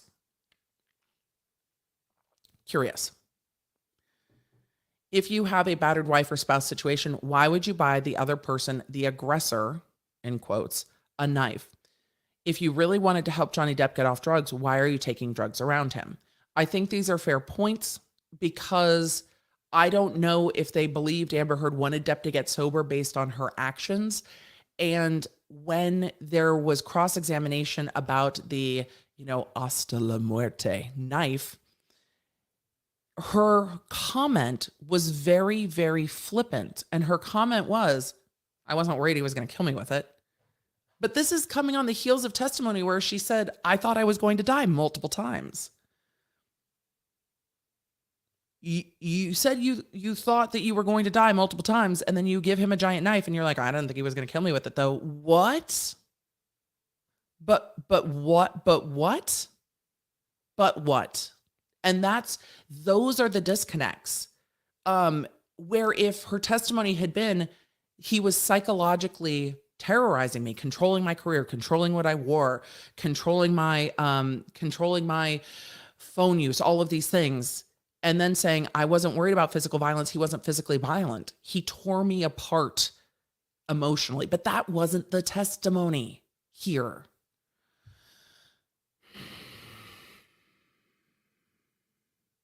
So, the knife. And it was flippant the way she answered Camille. Well, I wasn't worried he was going to kill me with it. Girl, okay. I was talking to one of my friends who is a domestic violence prosecutor who also prosecutes like the worst of the worst stuff that happens to children. And we were talking about this. I'm like, have you ever, she's done way more of these cases than me. I'm like, have you ever, or any of our other friends and colleagues, had a case where a victim gave a weapon to story time. And this is just, again, our own experiences in the cases that we've tried. Have you ever had a victim give their abuser a weapon? And she said, I had one. And I said, I would love to hear this if you don't mind sharing. She said, I had a victim give her abusive spouse bullets and say, if you are going to keep doing this to me, could you please just kill me? And that, I was like, oh, well, I can absolutely understand how people get there. That is real fucking dark. But she said, that's the only time. That's the only time I've seen it, is where someone was like, if this is how this is and I can't leave and you won't let me leave, can we just be done then? And that was chilling. Though I do know lots of people try to keep a knife in case they are trying to leave for themselves because they are afraid, so that it is theirs hidden somewhere, so that if it gets to the point where they have an opportunity, they can use it and flee.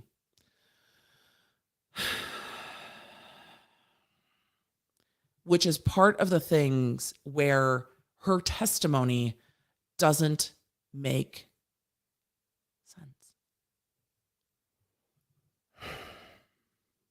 Anyway, continuing on, actor Johnny Depp stands with his legal team. Oh, that's the photo. Heard testifies she purchased Depp a large knife as a gift, which Depp's legal team presented to jurors. It was a smart move. The jury, you're right, chat, you're right. I had forgotten that he had scissors for fingers. You are absolutely correct. That is my bad. That is my bad. Thank you for helping me make light after telling a difficult story. And cult member, a lot of people have to prepare escape plans. And it is a horrible thing to have to consider. But also, getting out alive is something that has to be considered. And that's a very, very stark reality for way too many people. But thank you, you guys, for bringing in some levity and also sharing your own experiences, because it's hard. And so many of you in the chat are survivors. And I hope for a lot of you that this trial made you feel seen, that you can be believed, and not believing the media narrative that you won't be believed because it's never enough. That's not true. So, thank you. Let us continue. I want you to be able to read yourself so I don't misread. The juror said the photographs Heard took of her ex-husband also fell flat, although the defense used them to show Depp's decrepit state after a drug or alcohol binge. The juror said they failed to make an impact. If you mix alcohol and marijuana, that's where you usually end up, passed out. Hey, look at that. Logical thinking. We discussed at length a lot of the drugs she said he used. Most of them were downers, and you usually don't get violent on downers. You become a zombie, as the pictures show. Here's the thing with the pictures. The thing with the pictures is not that she didn't have enough evidence. It's that she took photos of everything but her own injuries. If there were no pictures, it wouldn't be such a big talking point that there's no pictures. There's no pictures of anything. If there's no audio recording, then there's no audio recording of anything. But there was so much documentation of this, even the mirrors in Australia, after which she said she was all cut up from glass and that she had been pummeled and violently assaulted with a bottle. And yet she said she took the pictures of the mirror and her face is not in any of those photos. None. Which would have taken effort. Try taking a picture of a mirror. To not show the phone that you're taking a picture of the mirror in, you have to actually think about it to not be in the mirror. So,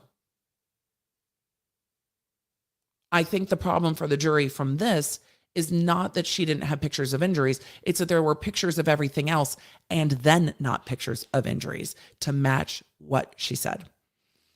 So, in his testimony, Depp also admitted to use cocaine, a stimulant, and Heard testified he was frequently doing the drug in her presence. True. It's interesting that they're like, okay, so if you have a weed closet and you drink a lot, you're going to just pass out. Accurate. Apparently they didn't believe it was vomitous either. No makeup, no credibility. Interesting heading. I haven't gotten to this part of the article yet, so we're going to just do it all together. The juror also said the jury essentially dismissed all witnesses on both sides who were employees, paid experts, friends, or family from either side. Oh, so we talked about this. We talked about whether they would discount everybody but the neutral third parties. I think Amber Heard referred to them as randos. So we didn't look at the employees, paid experts, friends, or families. What does this leave? Let's talk about it real quick. Alejandro Romero, who worked there, the police officers, Morgan Knight, Morgan Tremaine. Who else? Am I missing anybody? I'm sure I am. I mean, let's see. Employees. What about ex-employees? Did ex-employees fall into this? I don't know if ex-employees counted. But they said, okay, what do the third parties say? The rebuttal witnesses, airport security, Kate Moss. The rebuttal witnesses, really. The cops and the rebuttal witnesses. The cops, Alejandro Romero, rebuttal witnesses, Ben King. But do they count Ben King as an employee? I don't know. He really wasn't, but kind of. Ellen Barkin, that's fair. The ACLU guy, yep. Mr. Hamada, yep. Walter Hamada, yep. Vape guy is the vape guy is Alejandro Romero. Kate James, Kate Moss. Yeah. No, not Dr. Curry. Dr. Curry's an expert. Paid expert. Trailer from Cork. The Hicksville guy is Morgan Knight, and the TMZ guy is Morgan Tremaine. And then we got her ex-assistant early on. I mean, maybe her makeup artist, but does this include like Johnny Depp's former agent? Does this include, were those considered experts? Probably not Walter Hamada, probably not considered an expert. ACLU, probably not considered an expert. But this lumped out a lot of people. So Amber, like Johnny Depp's security people, Amber Heard's friends, her sister, his sister, and the expert, all the experts. So yes, studio execs, the randos. And that's interesting to know how they parse that. And also, I wonder if this is why they were so keyed into the police testimony when they looked at what the police said the night that there was that alleged hoax, because they gave that count to Amber. They found liability from, the former lawyer Waldman for Amber with regard to what the police said. So yes, the WB exec we covered, the ACLU we covered. Keenan Wyatt, the acting coach. There's definitely a few people in there for sure. And yes, Children's Hospital LA for sure. So that's where we get to with the witnesses, which is really interesting. That we're getting there with the witnesses. Interesting to think. So, but that's where, I think that's where we're getting to, is they really looked at who else was around. Isaac, I think, counts as a friend. I think Isaac totally counts as Johnny's friend. So the Morgans and others, the DC executive. I think the ACLU testimony, other than Heard's own testimony, was the most damaging testimony for Heard, outside of getting into the damages stuff. So they say also suspect were the photos that Heard's team presented that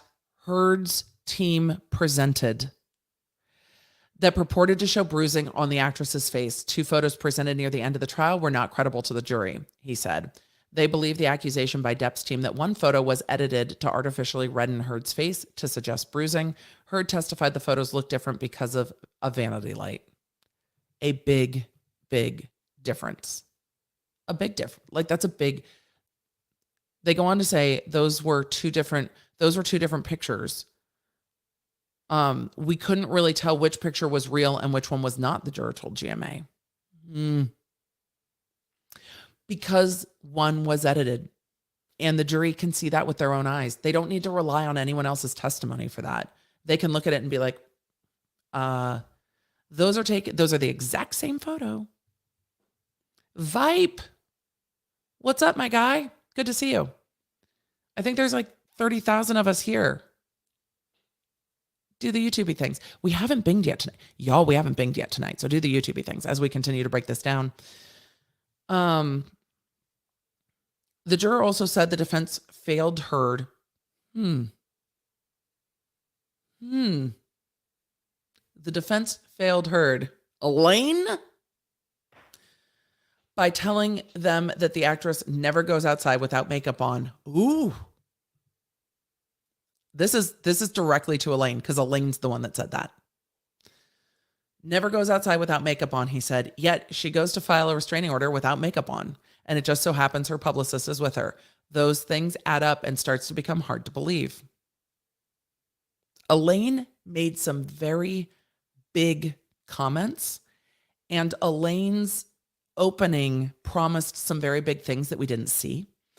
And these are inconsistencies that are sticking out. Amber Heard did say to, in her testimony, that she went to put on her makeup and her best friend stopped her from putting on makeup. Like, you shouldn't be wearing makeup to go do this. But then you don't promise she always had makeup on. Because then when you look at some of the other evidence, it's clear that there's no makeup on. And then she tried to make Amica happen, and it was a mess. The donation was a fiasco. The juror said the 4-hour debate over the difference between pledged and donated and an actual donation ended up a fiasco for Heard. Did it take that long? Or wait, I don't think it was 4 hours in real time. I wonder if the jury talked about it for that long. I wonder if the jury talked about this for 4 hours. They didn't deliberate long enough for that to be inconsequential. That's a bigly amount of time. Should I make this bigger? Yes. Actually, yes. I can't decide. The juror said the 4-hour debate over the difference between pledged and donated and an actual donation ended up a fiasco for Heard. On the stand, Heard testified she never finished donating all of the $7 million from her divorce settlement to 2 charities because she didn't want Depp to reap the tax benefits by sending her settlements to the charities directly. That's not accurate. That's not accurate.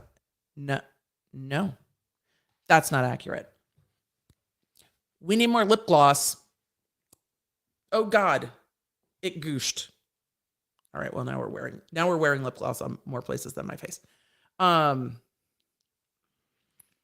That's not accurate. Here's why. Heard testified she never finished donating all of the $7 million from her divorce settlement because she was sued by Johnny Depp. She also testified that the reason that she did not want Depp to make the donations directly to the charities is because she didn't want him to get the tax benefit. But we have lots of financial professionals in the chat. I am not one of them. But we have lots of financial professionals in the chat that have said, actually, if it's in her name, she would have gotten the tax benefit. And I was like, interesting. You all share so much with me. I always learn and I love it. But this does not accurately reflect, I'm sorry, GMA, it does not accurately reflect what Heard testified to. She testified, this is me having beef with GMA. She testified that he sued her and that's why she didn't finish. And the reason it didn't get donated directly is because she didn't want him to get the tax benefit. There we go. I watched a lot of this trial. I have thoughts. Heard testified that a pledge and donation are synonymous with one another. No. She testified that to her, pledge and synonymous are the same. I use them synonymously, she said. What happened to fecal phobia? Nothing. Nothing happened to fecal phobia or the Picasso. See, y'all are so smart. Chat is the best. I'm a CPA and practice tax. I confirm she makes no sense about the tax benefits. This is not advice, financial or otherwise. It's just facts. Heard testified that the pledge and the donation are synonymous with one another and mean the same thing. She said that they mean the same thing to her. The jury was also shown a video of Heard on a Dutch talk show. Wow, chat. They got it right in the article, but got it wrong in the video. The jury was shown a video of Heard on a Dutch talk show saying she gave the donation to charities. Amber Heard testifies in the courtroom. Oh, there must be a little bit of a video or a photo there. The fact is she didn't give much of it away at all. The juror said it was disingenuous. I wonder how the juror feels watching the interview where she talks about I shouldn't have had to donate it to be believed. CEG Tuesday. I would love to know how they felt about that. Well, disingenuous, maybe. We'll just attribute that to all. He blamed Heard's legal team for giving her poor advice. Interesting that they blamed the legal team. She was looking directly at the jury when responding to questions. All of us were very uncomfortable at that, he said. He also said her team had sharp elbows versus being sharp. They would cut people off and cross because they wanted one specific answer without context. Yeah, that's the point of cross. That's the point of cross. You guys said you can keep it smaller? All right. That's the point of cross. The point of cross is to narrow it down, but it has to be done artfully. And it's harder in a civil case to get grace with that because there is context. They were forcing people to just answer a very narrow question, which was obvious. There's a grace to cross-examination. She needs better advice, he said of Heard. Or she needs to listen to the advice that she's given in just arguendo. Publishing the 2018 op-ed in the Washington Post that defamed Depp was a poor choice, he said. If she didn't do any of this stuff with the op-eds, Johnny Depp could have helped her out in her career. Interesting. They didn't leave things on a nasty turn when they divorced, he said. It turned nasty after the op-ed. That's interesting that after she got the TRO and then the divorce got finalized and the $7 million was given, that the juror's perception was that it didn't turn nasty until 2018. That's very interesting to me. Truly very interesting to me. We only looked at the evidence. The juror denied that the jury was swayed by outside forces. He said at least 3 others did not have Twitter accounts. So that's 4 if it's others. So, I can't blame anyone for not being on Twitter. Some people said we were bribed. I didn't see that at all, but that would be appalling. Some people said we were bribed. That's not true. Social media did not impact us. We followed the evidence. We didn't take into account anything outside the courtroom. That's what they are supposed to do. We only looked at the evidence, he said. There were very serious accusations and a lot of money involved, so we weren't taking it lightly. Jurors take their shit seriously. If any of you in the chat have been on a jury, you are welcome to share if you took that shit seriously. Jurors tend to take it seriously. When they're big, serious cases, this isn't a throwaway case. To the people involved in a case, it never feels like a throwaway, but this isn't like somebody who got too many littering citations. This is a multi-million dollar litigation. Jurors take criminal cases very seriously because they are aware, they're not told what sentencing is, but they are aware that when it's criminal, someone could lose their liberty and be put in custody. So jurors take it seriously. More seriously than I think most people would think. And when you get a group of people together, they're like, look, this is serious. And jurors in the Durst case, they were on that jury for literally fuck ever, still get together very seriously. So thank you, all jurors. And this is the other thing I don't like about Heard's team. There has this, well, you people vibe to it. These normies obviously can't stay off social media. Humans have no self-control. They have to be on the TikTok, Twitter, Facebook, YouTube places. They don't take this seriously. How could they? It's so fucking patronizing. Not just Elaine's statements, but also Amber Heard's statements. It is so incredibly patronizing How could they avoid it? By avoiding it. We've talked about this in the chat. My spouse wasn't trying to avoid this trial and it never came up once. It's just this, like, all of you people below us. In Real Housewives of New York, when it was Ben Simone and Bethany, and she's like, I'm here and you're here. That's what these statements feel like. It is that vibe of, we're up here and all of you can't follow the rules, but who's to expect this of you? You know, we're just expecting a bit too much of these jury people. It's just so fucking condescending.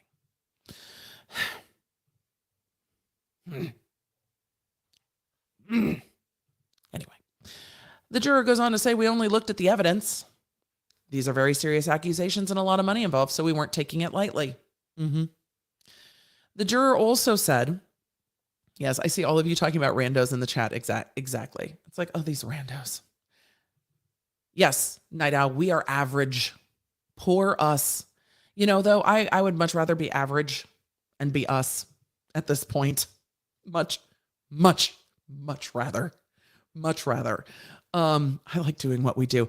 The jurors also said that no one on the jury was starstruck by, and their individual celebrity never played a factor in their decision. While he admitted he knew of Depp more than Heard, I mean, Depp has a lot more work than Heard and is much older, so I'm not surprised by that. He knew of Depp more than Heard. The juror said it would depend on the... You watch my brain jump in real time. While he admitted he knew of Depp more than Heard, he hadn't seen many of his films. None of us are really fans of either of them. Fair, he said. Asking whether he would go see a future movie starring Depp or Heard, the juror said it would depend on the movie. He's like, I'm not seeing Aquaman. I want the juror to be like, no, we're not doing. I didn't realize it was Amber Heard and Aquaman with the red hair. And so I just didn't realize it was her until all of this started. And I was like, oh, I guess, okay.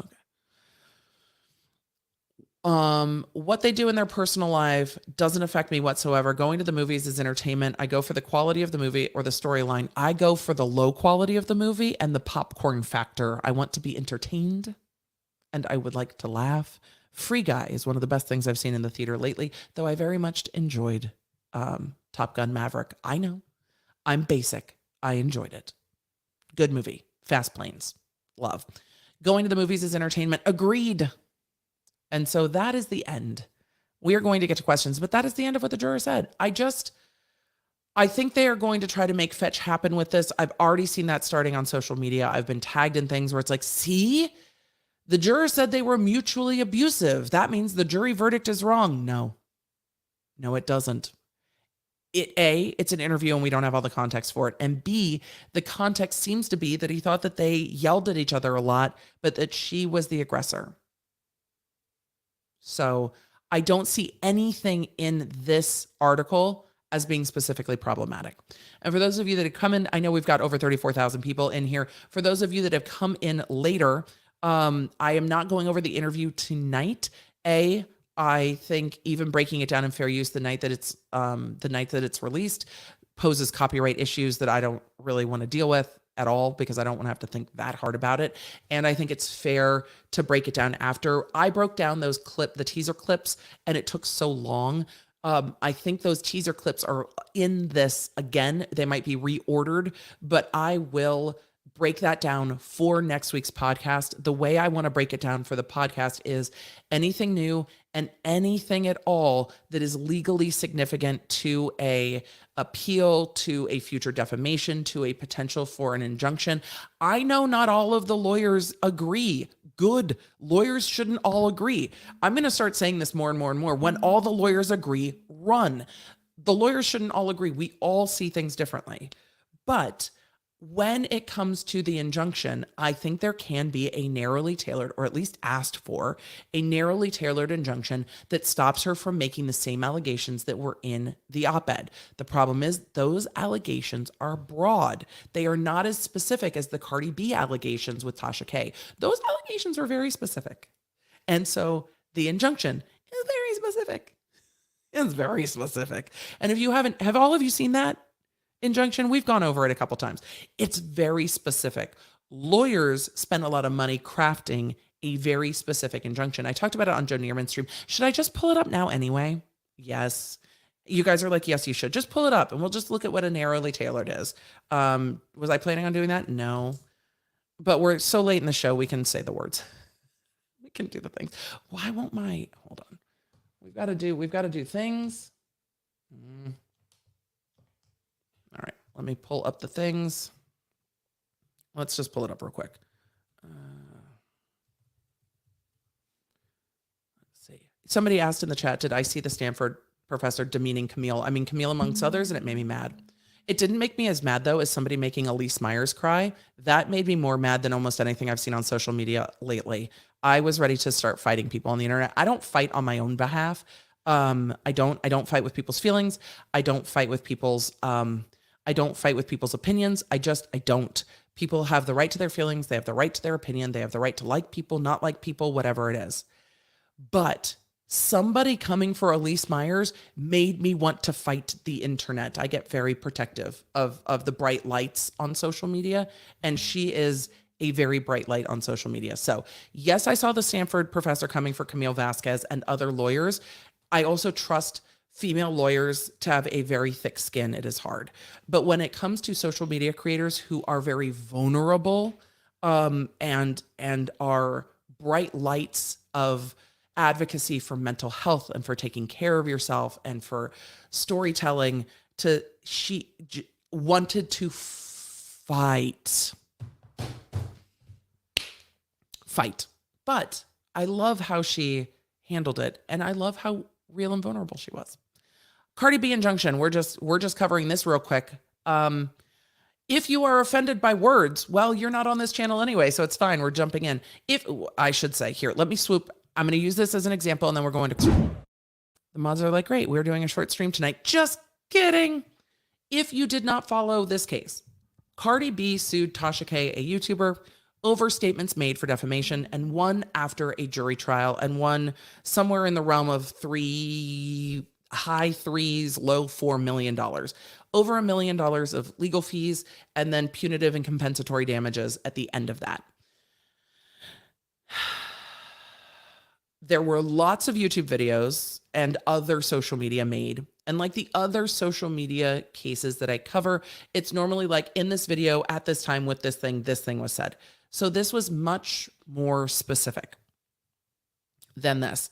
But this is a stipulated order granting a permanent injunction, stopping speech that is found to be defamatory, which is fine.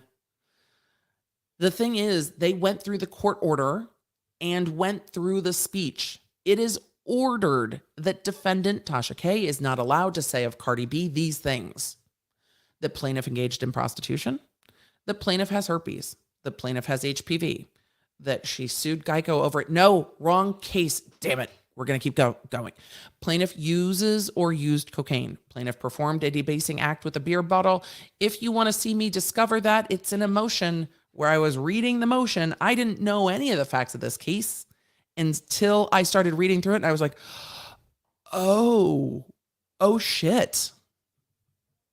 That happened. Okay. Plaintiff committed adultery. The defamatory statements subject to this permanent injunction include but are not limited to the following statements published by the defendants. Plaintiff is a prostitute or prostituted. Plaintiff sold kitty. Plaintiff has herpes. Plaintiff has cold sores. Herpes be with and without the space.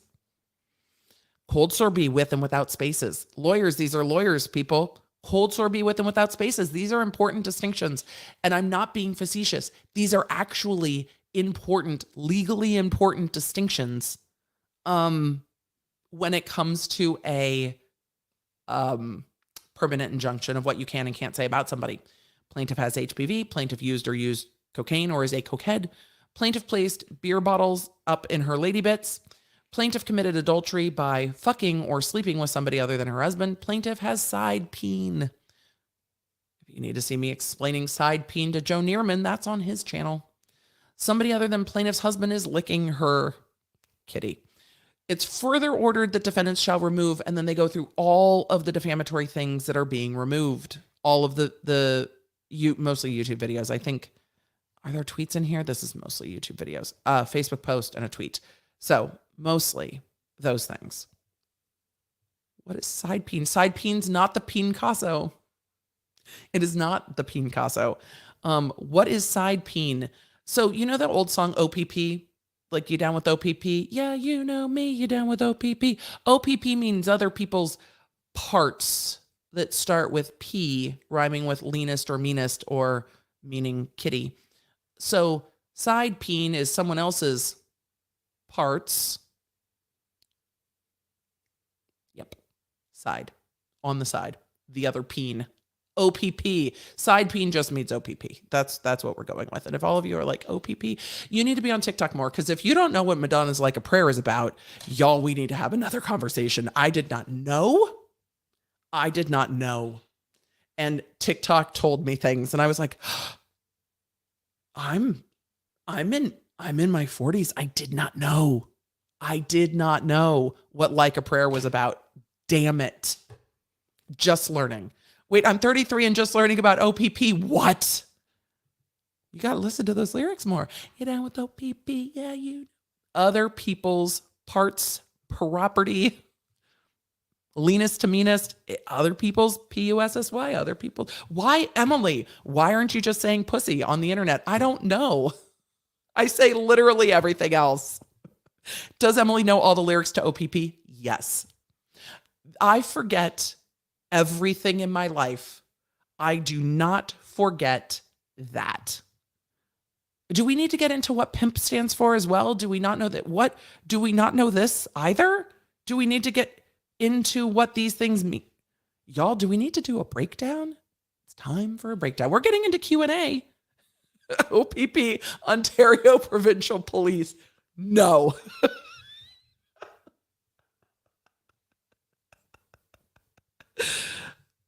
The lyrics of OPP make clear, depending on, I'm going to swoop. We're having this conversation. It's questions time. I have questions. You have questions. We're talking about music.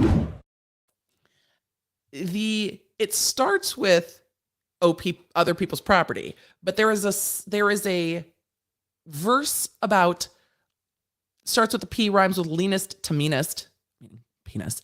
And then there is another verse about the P word, lady parts.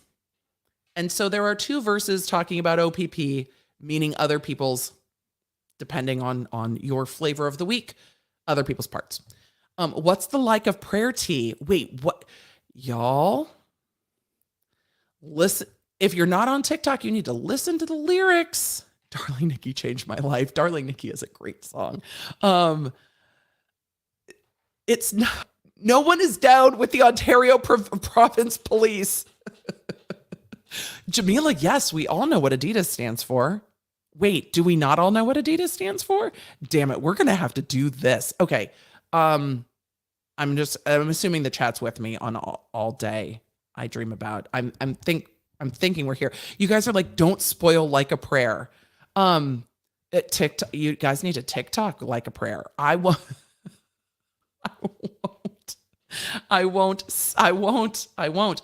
Just go back through the Down on My Knees lyrics and listen to the type of oral sex that song is about. There we go.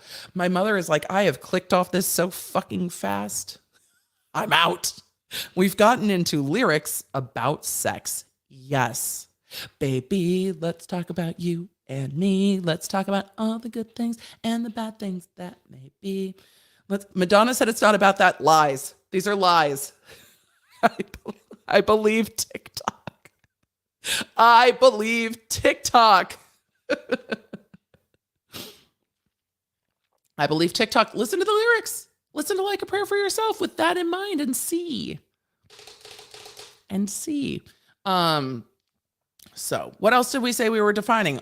Adidas. We got to Adidas because y'all are very much on my wavelength with the pop culture things. I'm also a Korn fan. I saw Korn live. It was incredible, but I don't remember what baseball stadium we were at, and I don't want to yell at Dr. B. It could have been Anaheim before, like, Anaheim was like the Dodgers of Los Angeles, but in Anaheim or some shit. I think it was Anaheim back before they changed the name a million times, but it could have been elsewhere. It was at a weenie roast for K-Rock.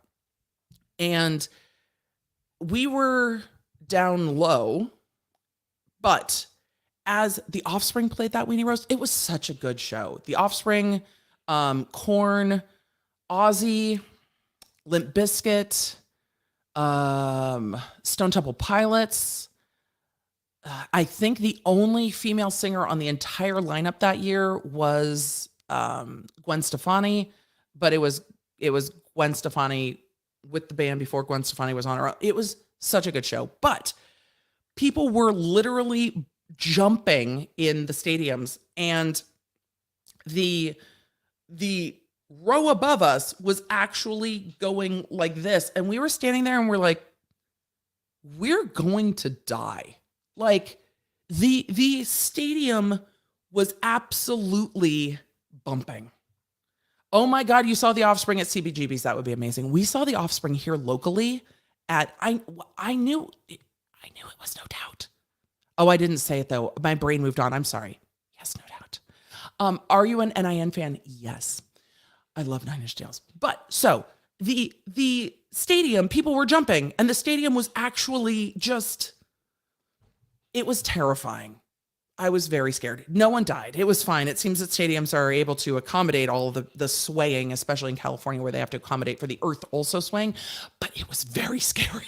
I was not loving it. But it was the music was great. I love seeing The Offspring. We saw The Offspring here at Brooklyn Bowl in Nashville. It was so good. I was like, what's up, guys? They were like, it was so fun. And the crowd was all my age. It was delightful. I did not get swooped into a pit, and that was also delightful. The very first time I saw The Offspring, I was with my bestie from high school. And then we're moving on to questions, I swear. I was with my bestie from high school. My cousin convinced my mom to let me go and was like, don't worry, she'll come home with like a green hair and a nose ring and a punk boyfriend. She's going to be fine. It was, I think, the summer before our senior year in high school. It must have been the summer before our senior year in high school. It was somewhere around 4th of July, outdoor concert. So we got there early because we are lame and had no idea what time this would actually start. There was a keg on stage at one point.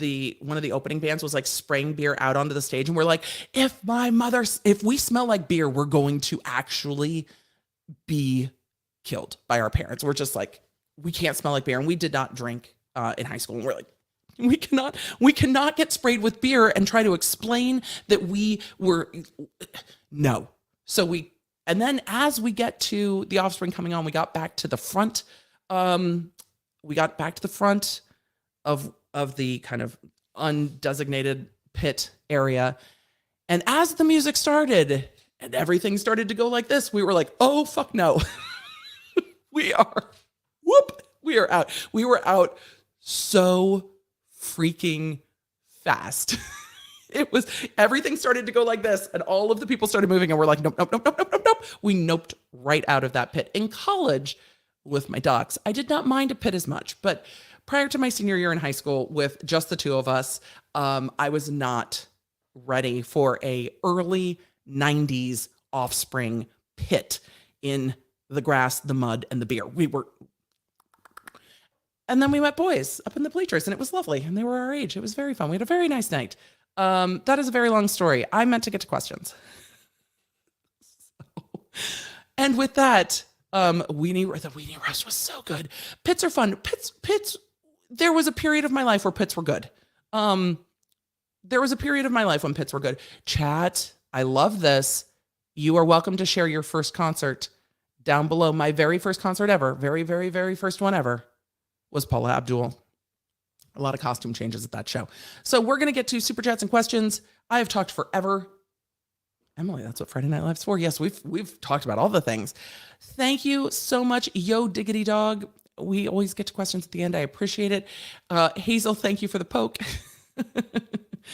Good evening from New Mexico, USA. Finally getting some rain. Just got my Eye of Questions shirt today. Amazing vintage willow.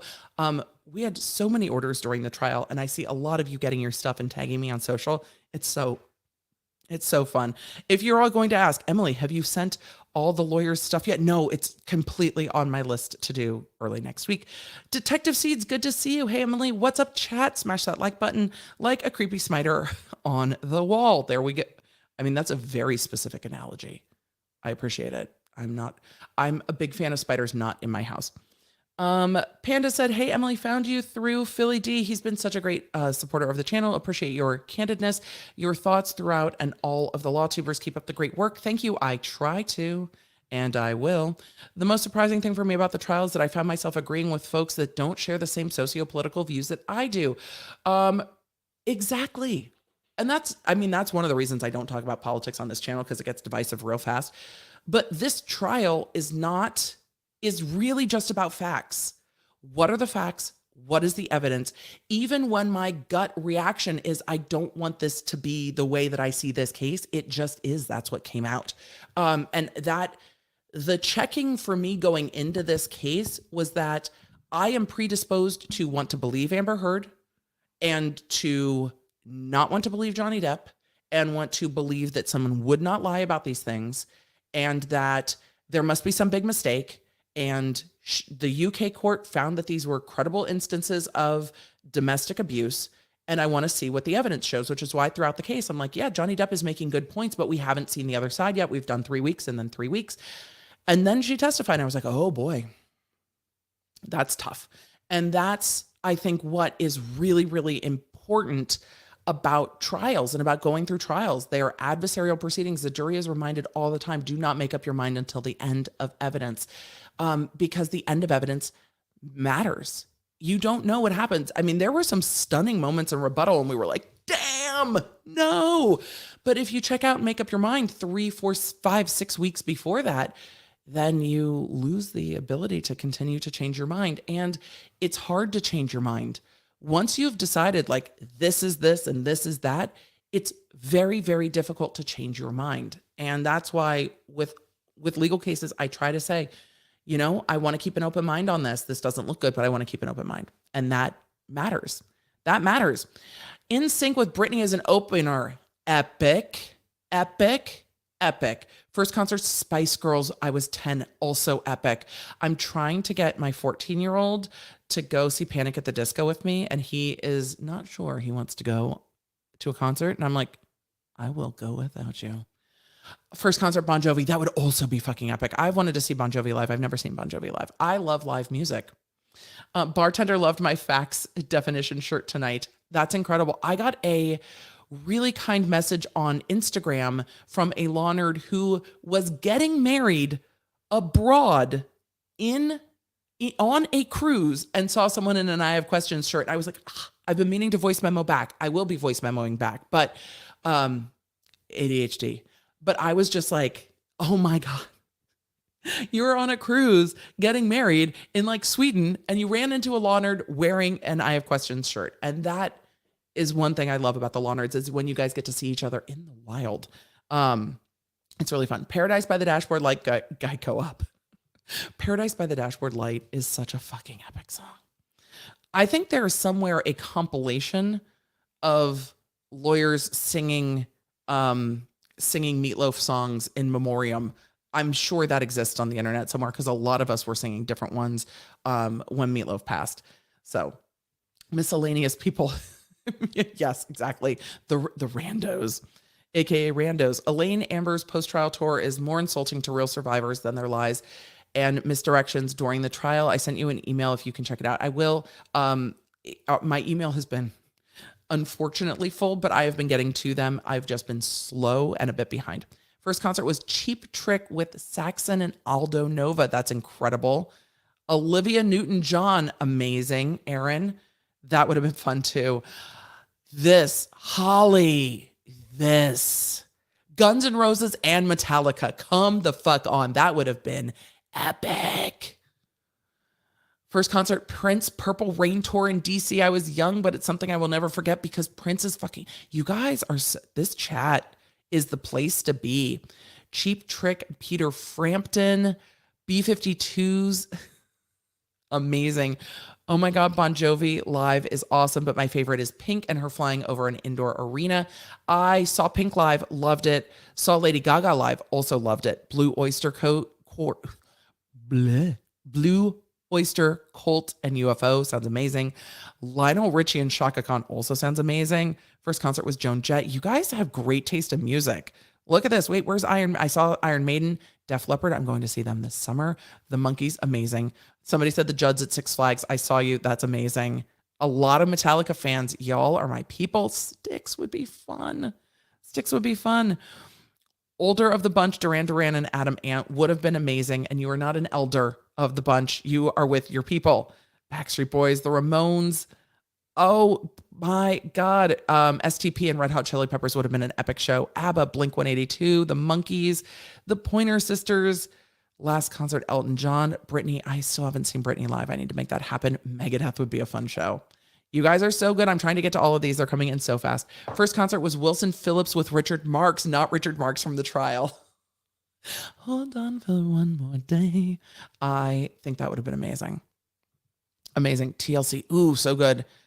The Eagles in 1979 for $12. Mama KK, that is a concert. That is a concert. My Chemical Romance, House of Blues, New Orleans. Backstreet Boys. I've seen Backstreet Boys live. And I've seen NSYNC live too. I'm basic and I love pop music. And KOTB. I wish I could have seen the Ramones. Phil Collins. Miley Cyrus. Wrecking Ball era. Miley Cyrus has an incredible voice. An incredible voice. The Beatles, I'm older. Wait. I'm looking for what I just saw because I also love this group and I don't know very many people who also love this group. Belinda. This is amazing. I love typo negative. This is the most fun ever. I realize with like 28,000 people in here, it gets very hard. My first backstage was Aerosmith. I don't have a first backstage. That's not true. My uncle is a sound engineer, so I have been backstage once, twice now, but that's it. Heart and Mr. with my mom and KOTB, David Lee Roth, Fleetwood Mac. My first concert was Silver Hair at the Bowery. Silver Hair or Silver Chair? I'm guessing Silver Chair. I don't know Silver Hair. And I know a lot of things. Oh my God, Cream and Dollar Dollar Bill, y'all. First Oasis, second Slayer, a good mix. A lot of you have seen Prince and NKOTB and Rolling Stones. Okay, chat, I'm going to let you continue. I'm going to answer some questions. Bicycles and Lilacs, your videos have been keeping my sanity through exhaustion of having a newborn, along with 4 other kids. I cannot imagine. I watched a lot of YouTube in the early days of having little kids that were up all the time. So you are welcome. I'm happy to be the voice in your ears. Hopefully I don't put you to sleep. Queens of the Stone Age and Foo Fighters sounds incredible. I see you guys going to Queen and Pat Benatar and just so much good music. Aerosmith and AC/DC. Michael Jackson, Ace of Base, Fall Out Boy. I would love to see Fall Out Boy live. I would love it. Would love it. The Birds. Chumbawamba. I saw you in the chat. I see you who went to Chumbawamba. You got knocked down, but you got up again. I see you. James Brown, Al Green, him, and Taking Back Sunday. Amazing. Not the first, but get to see ZZ Top and Leonard Skinner together. That's amazing. Mine was Billy Ray Cyrus, Achy Breaky Heart. I mean, it must have been fun though. We're not here to judge music. I love all music, from cheesy to amazing. I love music. So, Primus would have been fun. Occasionally I will break into Primus. It happens. Radiohead, seen them 19 times. I see that kind of fandom. Rammstein is a band I cannot sing along to. That would have been a fun concert. I imagine that Steel Toed Boots might be needed at a Rammstein concert, but that's just a guess. Nickelback's Stepdad wore a Bob Marley wig. Did they sing Rockstar? Did you all get to sing along? Did they do the sea shanty version? Pink Floyd, Dark Side of the Moon, Milli Vanilli, amazing. U2, Cheech and Chong, Social Distortion in Anaheim. Social D's great. I also really enjoyed Bad Religion in concert. Also saw the Beatles in Seattle and Elvis. That's incredible. First concert, Bill Cosby ended his set and begged us to stay for a new singer, Roberta Flack. That sounds very cool. In excess. Y'all are my people. Spice Girls, Dave and the Tragically Hip. I actually know the Tragically Hip, but I had Canadian friends in college, which is how I learned of the Tragically Hip. I enjoy the Tragically Hip. So more than one of you has seen Typo Negative. I feel like our community is complete. All of you are making me feel so seen. I've seen Garth Brooks live. I see those in there. Amazing. Oingo Boingo on Halloween for your 15th birthday. You are the luckiest human alive.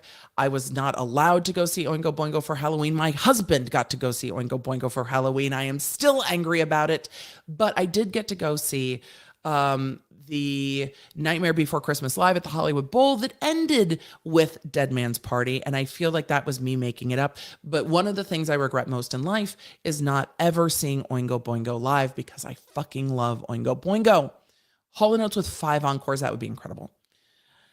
Ozfest was my first with my now hubby. It was crazy but fun. So much good music. Trying to get tickets to Imagine Dragon for my 3-year son's first concert. My kids do not love music. No, that's not true. They don't love loud. And so movies in the theater and music, all of it. Aha in California, 21 Pilots. You guys have great taste in music. The mods are just trying to keep up. Typo Negative, I wore a concert shirt until it had holes in it. I can imagine I would have too. When I was in middle school, the Jonas Brothers played at my school before they were on the Disney Channel, and we thought they sucked. Isn't that funny? That's the way that worked. At one of the schools my dad worked at, Brandy played. And I was like, wait, really? My 46th birthday is Sunday, and I'm beginning my senior year of college on Monday. I wanted to encourage everyone to never give up. Last year on my birthday, I nearly gave up. Don't do that. Dawn, you are amazing. You've inspired me to be amazing. You are amazing. You've got this. It keeps getting better. We're at the fun age. We're at the no fucks age. We've made it this far. We're going to just keep going. And now we get to just annoy the people that wish we weren't around. It is fun. It's fun. This age is great. First concert was George Benson at the Waikiki Shell using my allowance money. First 45 was Tennessee Ernie Ford. First cassette was Kenny Rogers. I love this. Some of you, Dave Matthews was your first concert. I wish Dave was my first concert. It was not, but it's the band I've seen the most. Who said Cool in the Gang? Barbara. Amazing, amazing, amazing. All right, I'm going to keep doing questions. I will come back to music. What is Like a Prayer? I think we talked about it. Look at the lyrics. Considering the down on your knees line. Look, TikTok has me convinced. NIN Terrible Lie. The song is so fitted to this whole Amber Heard debacle. I definitely have a playlist that reminds me of this trial. Jacinda, I'm getting purple and blue hair back tomorrow. Can't wait. Haven't had it since last year, and I'm 43. Enjoy it. First concert was David Bowie's last tour date ever. Reality tour in 2005. 3-hour show, 10-song encore, and he closed with Ziggy Stardust. It was life-changing. Dakota, that sounds absolutely amazing. Alice Cooper, question: why was the text message of Johnny Depp's assistant not allowed into evidence? Because it's hearsay. The one who supposedly witnessed JD kick her, Amber Heard, using it to appeal. It based on, we're going to switch to real answers. Okay, put on the real serious lawyer answers. The text message, as Elaine described it, was, when I told him he did this, he cried. That is all hearsay.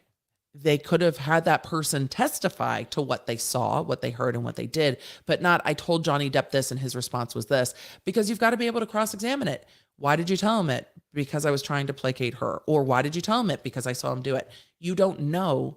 The text isn't enough. The text is all hearsay, because the text is, I told Johnny Depp something and then he responded this way. So the witness would have had to testify. I thought Amber was a body double for Blake Lively until this trial. That's a fair point.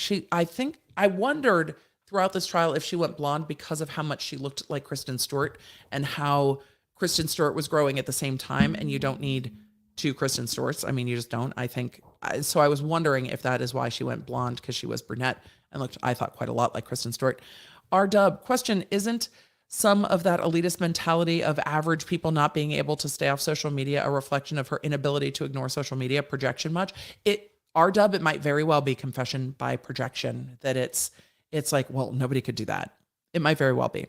What, if anything, happened to Amber not providing the metadata? We don't know yet. I've seen nothing about it. I've seen nothing in the court filings about it. I just don't know. I wish we knew. Cynthia said, does she have any grounds for appeal? I have not seen any independently. Her lawyers will find some. Her grounds for appeal will likely include evidence that was kept out. We don't know if they'll say anything about the jurors' statements. There will be an appeal. What they will choose as grounds, I don't know. They will have, here's what they have that we don't have, more information, but they have all of the prior court rulings. So it's going to be looking at court rulings, things that were kept out of evidence. We're going to learn more about this trial through the lens of the appeal, which is why the appeal is going to be partly a PR move. Look at all this stuff the judge kept out. We're going to look at it and we're going to learn more, and we'll see. And then we'll evaluate what the likelihood of prevailing is. The chances of winning an appeal are low. And then we'll look at the grounds of the appeal and evaluate the law. And that will be what it is. It's hard because I don't want to speculate on what the appeal is going to be. It's going to be on the judge's rulings. That's what appeals are for. But until we see it, it's just, there's so many other cases to catch up on that speculating on appeal is not. I would rather talk about the stuff that's in the media. Best show, Snoop Dogg, Corn, and Red Hot Chili Peppers. Yes, that would be fantastic. Question, did you see the handwriting in the therapist notes versus the Amber Heard entries in the Love Journal? Do any news agencies fact check these things? I don't know. I have not seen. I will go look for that, but I have not seen Aerosmith and AC/DC. That would be fucking epic. Steven Snills, LOL, Orpheum, Boston. I love Boston. James Brown. Oh, we did this one, which still amazing. Alice Cooper, Oakland, 1974. Queen in the 70s. Queen would have been such a good show. Depeche Mode, Bronco Bull in 8th grade, caught drumstick. That's amazing. I've never caught a drumstick. That's amazing. So you guys are the best. I'm going to keep trying to get to questions. I love seeing who everybody saw. Prince was my favorite culture club. My first culture club would be fun too. It's always so strange to see him pop up on Real Housewives of Beverly Hills. I'm always like, this is such an odd, like, it's just odd that Boy George like pops into Real Housewives of Beverly Hills to me. It's just so strange. Rita Wilson knows Naughty by Nature. Look on YouTube. I will. My dog stepped on a bee. First concert was Janet Jackson, Velvet Rope Tour, and a lady had a sanitary pad stuck to her back of her jacket. That is a memory for sure. I worked on the Pepsi commercial with Madonna, which aired before The Cosby Show. All versions pulled the next day when the video aired. Huh. Interesting. I did not see that. Question, how does Amber Heard's team expect to win an appeal when they've thrown the jury under the bus? I think maybe the strategy was to get a juror to come forward and see if there was anything there. I'm still confused on the comparison to Gal Gadot. We all are. Why not Terrence Howard, who was yeeted after Iron Man? Because that doesn't help. They were trying to bolster the numbers. It was her experts. But yes, it was a confusing analysis, and the jury said nothing about it. They said that they had no guidance on the numbers. Those experts were all supposed to give them guidance on the numbers, and it seems like they just went, nope. That Sarah said, question, I know in California attorneys can question interview jurors after 4 lessons learned. I'm assuming that can't happen until after judgment is entered.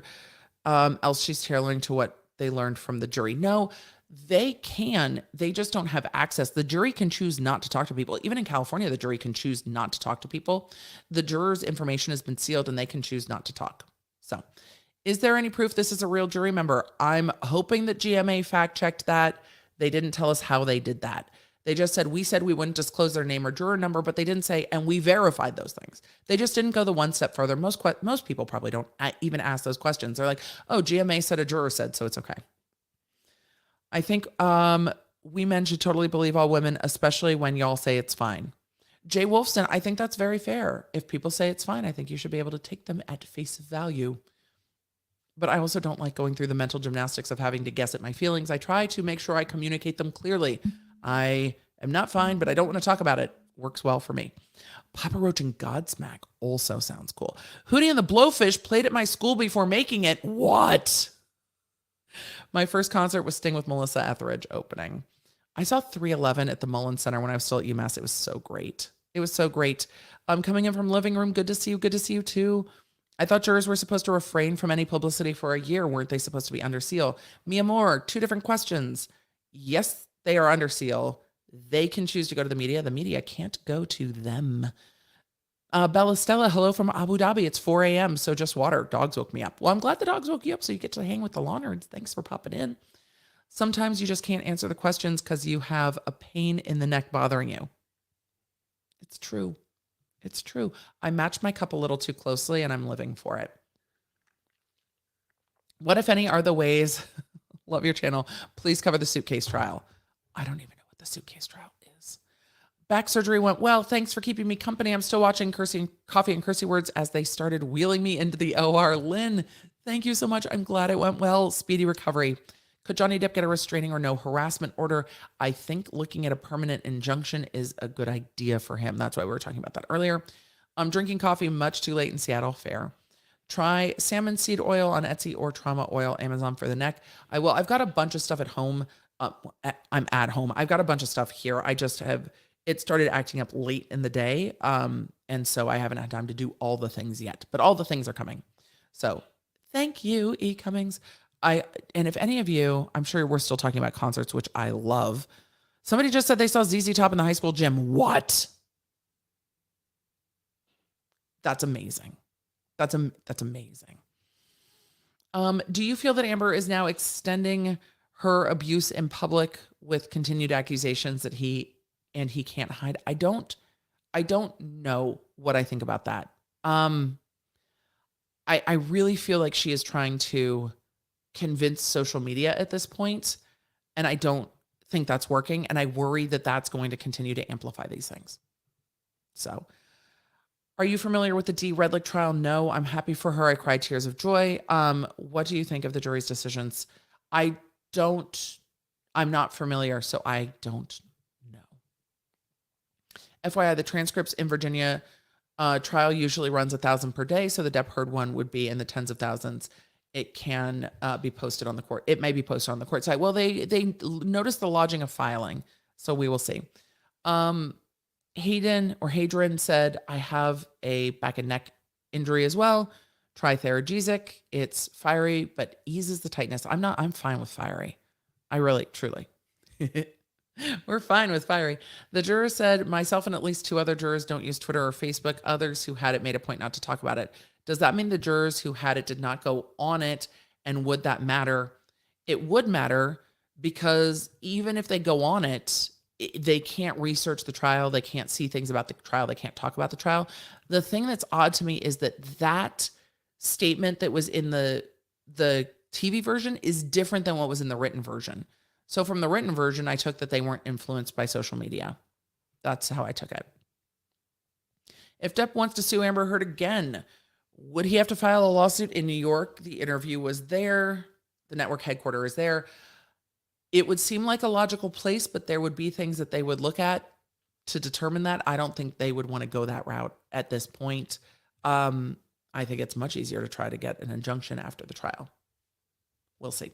Question, would you ever think about covering any WWE lawsuits or the current issue, as there is things going on with internal fiduciary duty issues?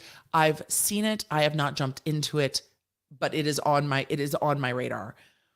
So Sitha said, you are a lawyer, make them work with you. I'd be curious. We'll see what happens with the text crew. We'll see. I mean, with some companies, there's only so much you can do. I'm just frustrating. Jessie Girl said, love listening to your lives at work. Will help me survive resort season. Sending positive vibes for getting the text crew sorted. Thank you. All the vibes needed. spokesperson releasing that new comment saying, if JD or his team has a problem with Amber Heard interviews, we recommend JD go on interview and answer questions. Sounds and feels like tell it to the world, Johnny. Wow, that's interesting. I saw that Johnny Depp's team also released a statement saying that the fact that Amber Heard's trying to litigate this is unfortunate. It is. Recently went through a similar situation myself and was proud of not losing my mind at the person in front of me. I blame you for being a good influence. Jen C, you're welcome.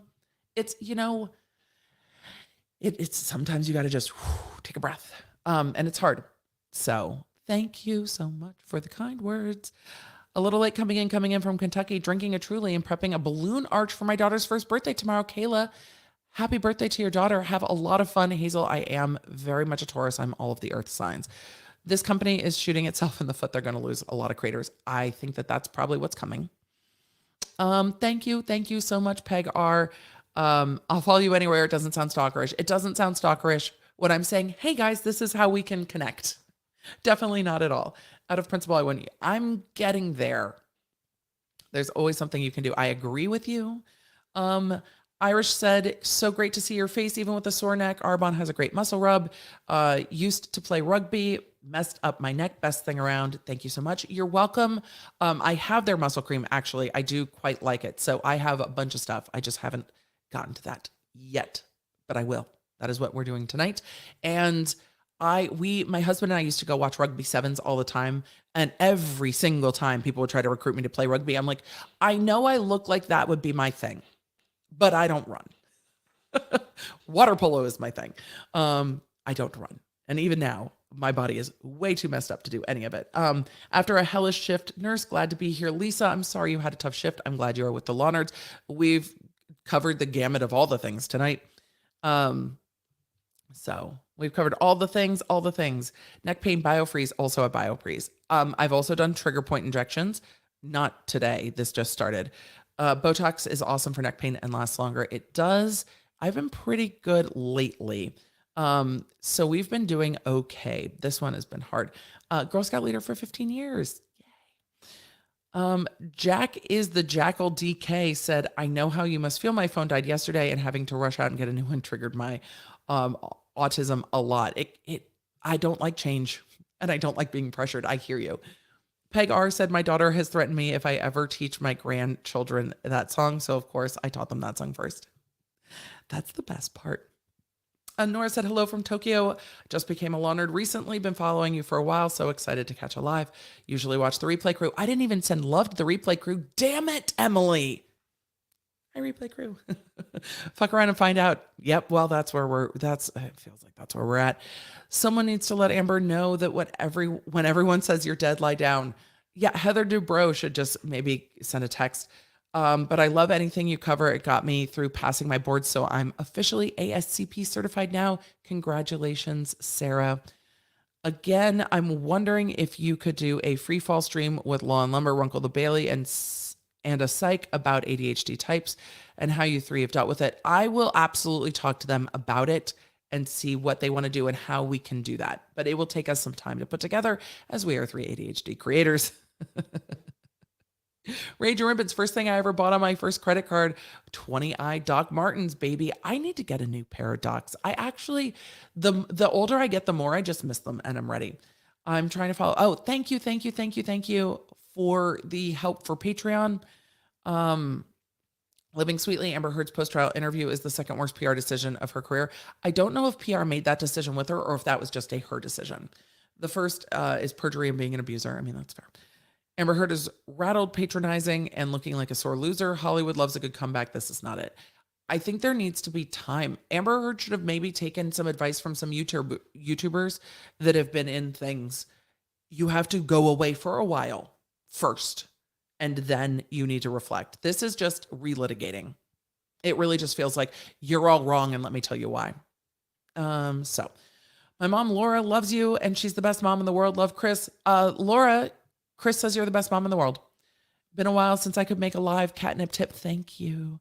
I'm going to try, because we are getting into closer to 3 hours. I'm going to try to go through and look for questions. I love that you guys are still sharing all of your things. I just saw a question pop up that I wanted to answer. A couple of them. So first, I saw one that said, what do I do all day except for YouTubey things? I work on the podcast.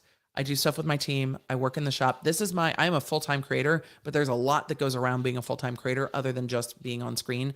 So research, reading, podcast prep, other prep, just it's all the things that go into being a creator. So my work days are very, very full. So do you have an everyday work beside YouTube? No, I'm a full-time creator. So between YouTube and the podcast, it is a full-time gig, and the shop and the memberships and all factor into that. So no, I do not. I do some consulting work. And that is a shoulder tap kind of a thing. And that depends on time mostly. Did they ever talk about how low the bar is to get a TRO in California? She dropped it. So was it litigated / not substantiated? Thank you for being you. Shelter Packs, that is a great question. Love to tell you.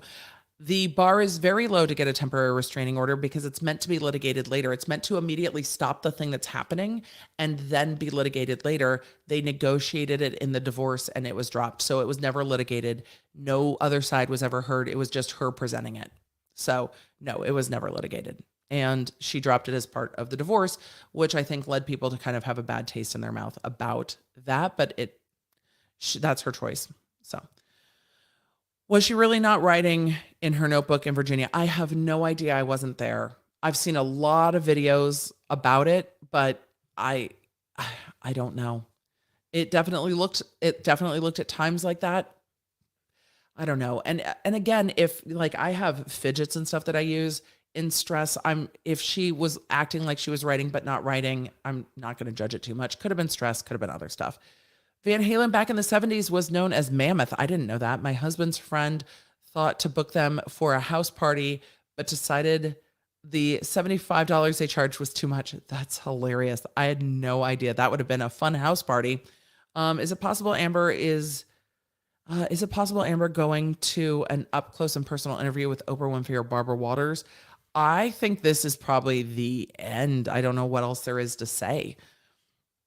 What are your thoughts about the Kat Tenbarge article on the law tubers? I didn't see Kat write an article.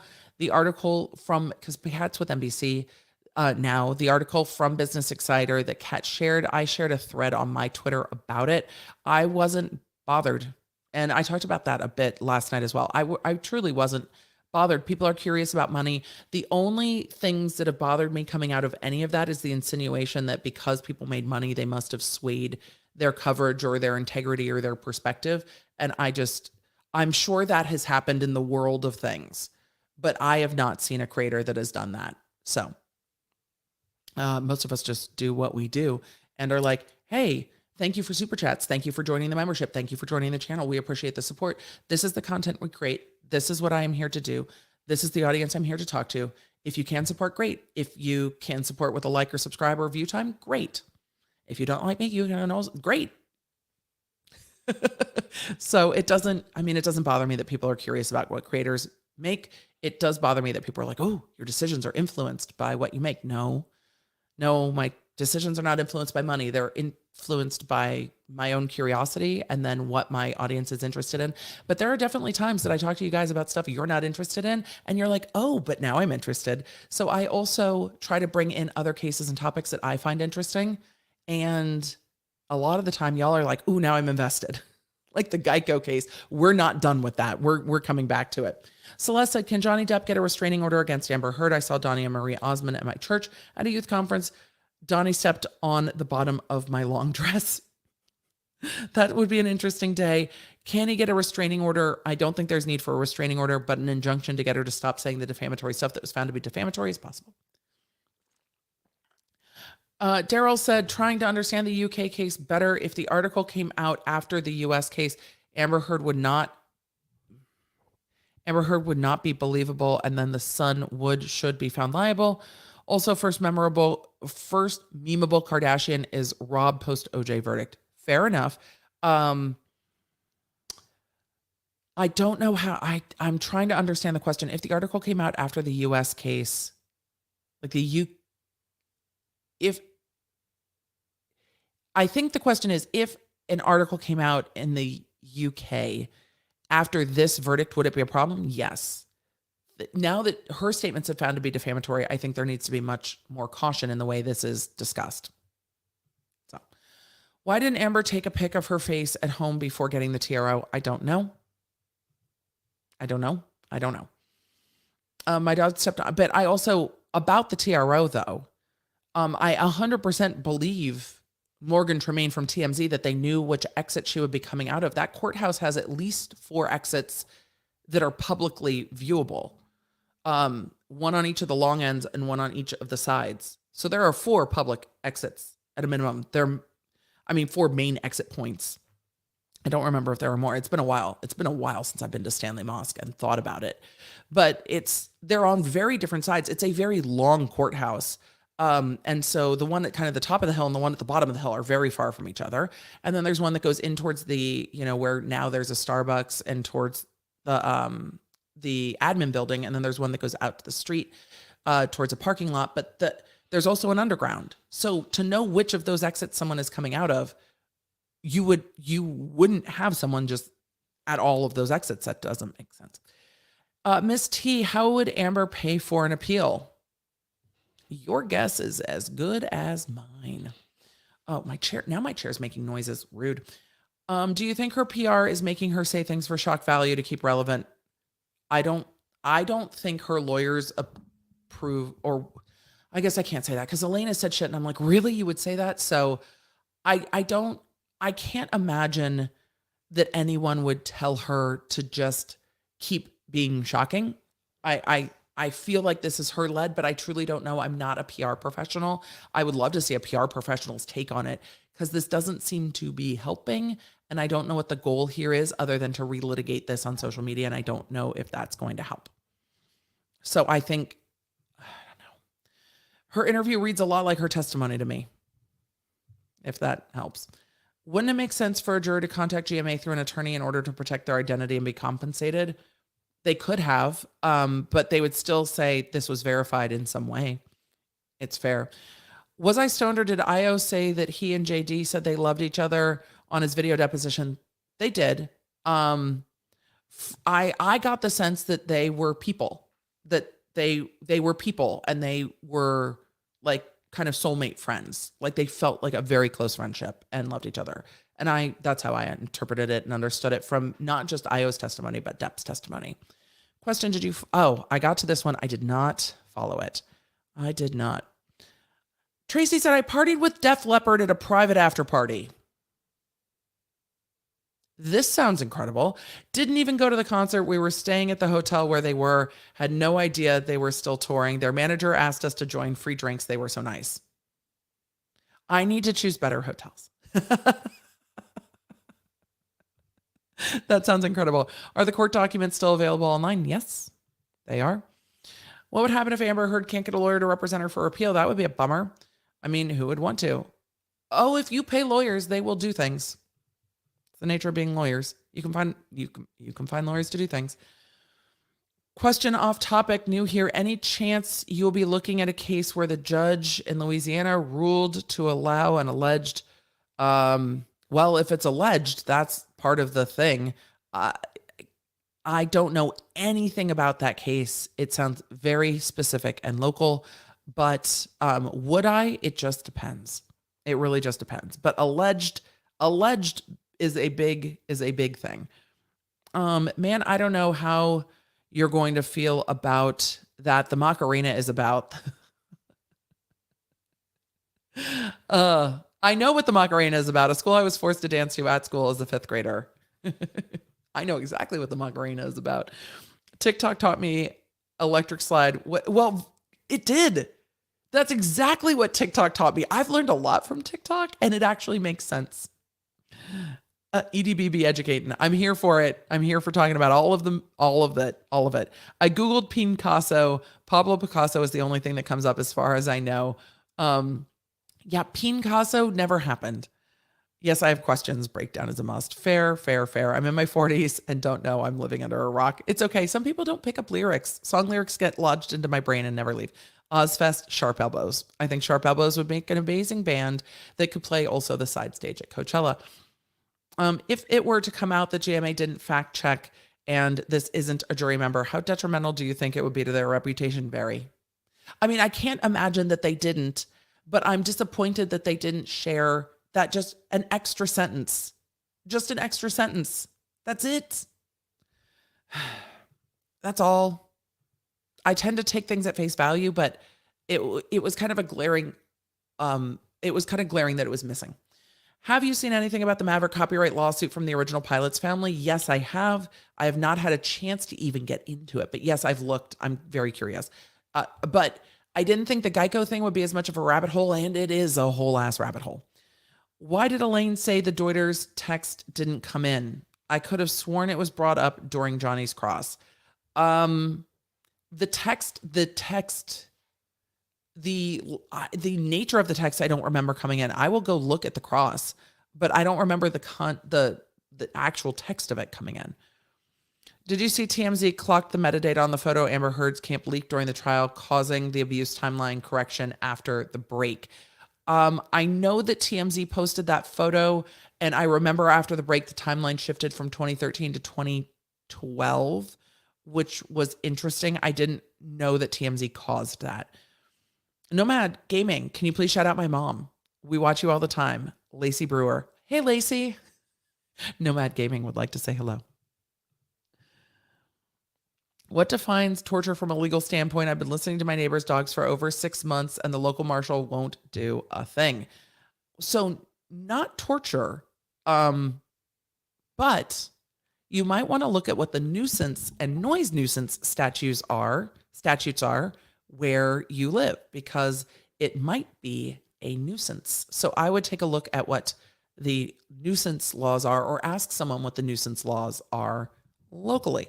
TMZ wasn't the only media there. It was full of photogs. It did seem that way from the video. Wonder where Amber Heard got, wonder if the money Amber Heard got for the interview will go towards the appeal. Interestingly enough, it has come to my attention from sources, actual sources, that NBC does not pay for interviews. And so I went down a rabbit hole on that too. It seems that NBC has a policy that they don't pay for interviews. I was shocked. I was like, wait, what? Because in my brain, I'm like, who does this if they're not being paid to do this? Like, why would you do this if you're not being paid to do this? But NBC does not pay for interviews. Amanda Jo said, I almost died. This is not good. I almost died during the opening act for All American Rejects when the floor buckled and opened up under us and we almost fell in. That's terrifying. That's some like dance floor on top of a pool situation. That sounds absolutely terrifying. I hope there was a lawsuit and money involved for your sake. Catnip tip for the Ponards. Thank you. And the pool that had the cover that opened up was actually Beverly Hills High School. I actually played water polo in the Beverly Hills High School pool, and it had a basketball floor that went over the pool and then basketball hoops up above it. So being down in the pool, there was like so much room up above. It was very weird. Somebody said NBC pays for rights to pictures they use to have the story aired. That is very possible. Very, very possible.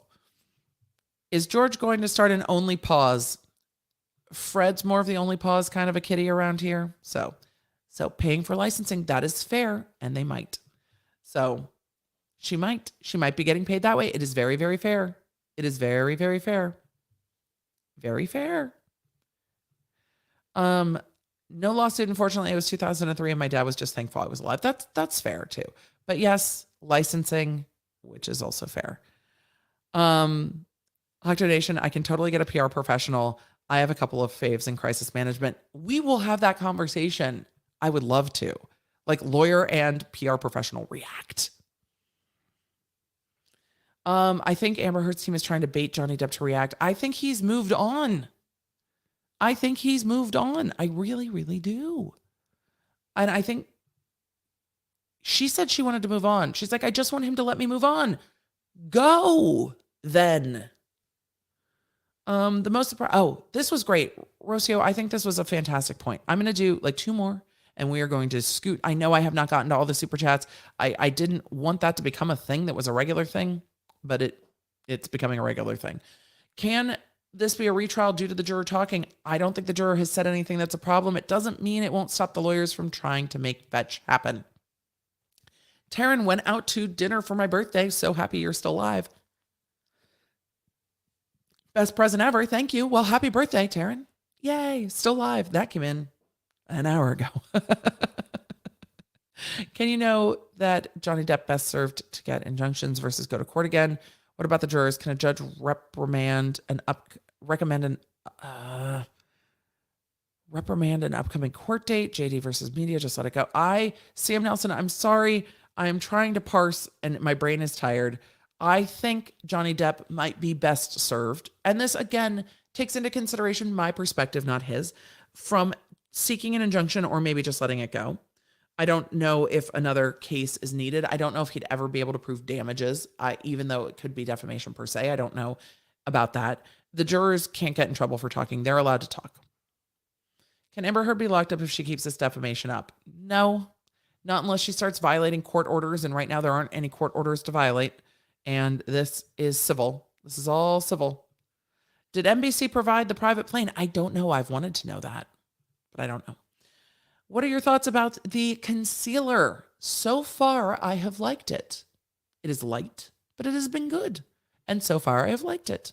So I think it is good. What, if anything, Elaine?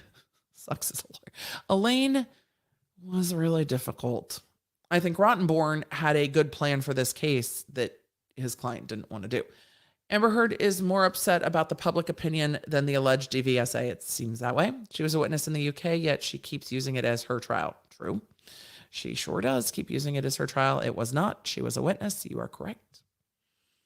Does anyone remember at the start of her testimony, Amber Heard made remarks like, but it didn't hurt, or I didn't think he meant to hurt me? Yes. Yes, she a lot said, I didn't think he was hurt me. I didn't think he would know what he was doing. Yeah, a lot. I think it's interesting. She gifted in night considering the knife. It's odd. It is odd. So where's the proof of the cut glass on her hands and feet? Well, her testimony. Johnny Depp allowed Amber Heard's friends and family to live in his property practically with them. She had all kinds of support around her. She did have support around her and would get mad, it seemed, when he would leave to go to another residence, of which he had the ability to do.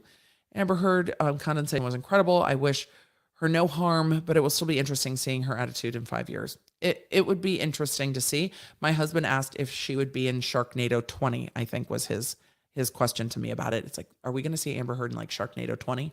Maybe. Randos, average people, you people, normies, peasants. It felt that way. Why are people so upset about Twitter? Can we talk about the First Amendment for a second? The First Amendment protects us from government censorship. It does. We can. I'm going to do a breakdown of I think I'm going to do it in the podcast next week, is how I want to do it. The First Amendment doesn't protect you from yelling fire in a theater, and break down that case a little bit.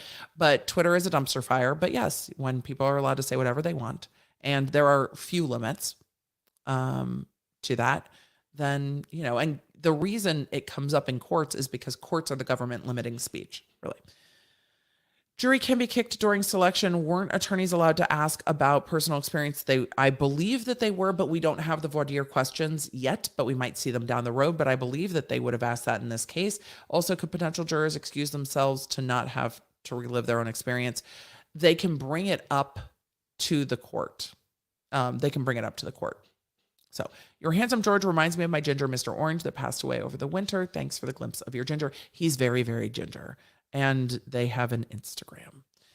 As a vet tech, the fact that you love your cats so much made me stick with you through the trial. I mean, your insights and your loveliness and ADD, like me, helped, of course.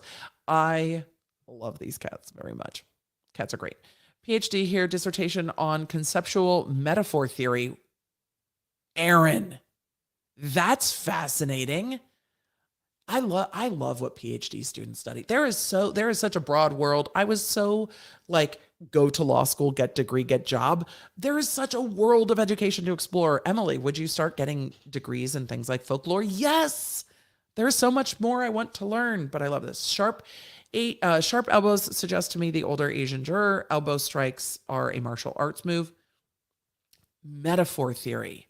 That's so interesting. See, and I read water polo because elbow strikes are also something that come up in the sport. Has Ronan Farrow spoken out about the case? I don't think so. Can you get Ronan Farrow to join? I have no idea. It would be very interesting to get his perspective. I don't even know if that's possible. I mean, I guess if you don't ask, right? And I have not. What happened if Ezra Miller can't be found to be served the protective orders from the family? I have not gotten into the Ezra Miller case yet. I need to read more, but protective orders have to be served. And that is a problem. Turning 30 next month, and you inspired me not to give a fuck about what people think of tattoos. Yes! Got my first one 2 days ago. Yep. Jennifer said, deadly serious when you know you're risking someone's livelihood or reputation. I'm not sure, Jennifer, thank you. I'm not sure if there is a question. I was looking for the question. I was like, what? When you know you're risking someone's livelihood or reputation, you have to. Thank you. Social worker or mandatory reporter here in California. Mandatory reporters can only report on protected population, developmentally disabled elderly children. Becca, thank you. I have not looked at, there are some DV rules in California, but I would like to look at them again. I just don't know. So I think I addressed a lot of the rest of these with the things we've already talked about. So for all of you who shared, thank you. For the super chats I didn't get to, I apologize. NBC added the mutual bit to spin their narrative. MSM is gaslighting us. Don't want to admit that he's a man is a victim, which is awful. You would think that it would be time to just be like, hey, she was the aggressor. That happens. So, and this is the problem with not asking questions. The Inside Edition piece is lopsided towards Amber Heard. I mean, her interview is going to be from her perspective, so I don't really expect it to be. It seemed like an interview, not an investigative piece that they're presenting both sides and arguing, because the jury already came to a decision, so there's no real argument to be had. By hosting her interview, isn't the network putting themselves in jeopardy of a lawsuit? Not that Johnny Depp would have the time or energy to go through this again, but isn't this a massive risk? Amanda, I haven't thought about it. She's the one speaking, and they are trying to present counterpoints. I need to watch the whole thing, but they are presenting counterpoints. We definitely read the article. All right, I said I was going to stop. I'm sorry I didn't get to all the super chats. I always try to remember at the top of the stream to say that I might not get to all of them, but I might not get to all of them. Is the interview going to be streamed? It already aired on a lot of time zones. I'm not sure if it just aired on TV or if it'll be up on their YouTube page as well. I haven't looked because I've been live streaming and it is late because it's been 3 hours. Y'all have been amazing. Thank you for being here. I'm sorry about the text crew notifications. We are going to work on it. We've come to a rough workaround, but if you don't follow me on the things, you can just follow on Patreon and get the notifications without joining. There is a follow option. You can follow me on Twitter with notifications on. You can follow me on Instagram. I get there too. And of course, put your notifications on here as well. And with that, I do try to stream at 11 a.m. on Tuesday and at 7 p.m. on Friday and let you guys know if we are changing anything the best I can across social media and here on the channel in the community tab. So you know where to find me. I appreciate you. Law nerds, thank you. It is time to go eat and go to bed. And with that, I'm going to say goodnight. Thank you all. Even with culling down the topics to basically one, it was still 3 hours. This is how long we stream now. That's fine. It's fine. That's what we do. Take care of yourselves. Take care of each other. Have a great weekend. For all of you celebrating Father's Day this weekend, a happy Father's Day to the fathers in your lives. And thank you to Dr. B for being an incredible father to our boys, and to my father for being an incredible father to me, and to my brother, who is an incredible father to his beautiful boys. So with that, it is time to go. I will see you all soon. Cheers. Connect with me everywhere. I'm at the Emily D. Baker. If you guys want to join the text, just text Emily.com. If you want to join the channel, lawnerdsunite.com. Happy to have you. Support what we do here on the YouTube.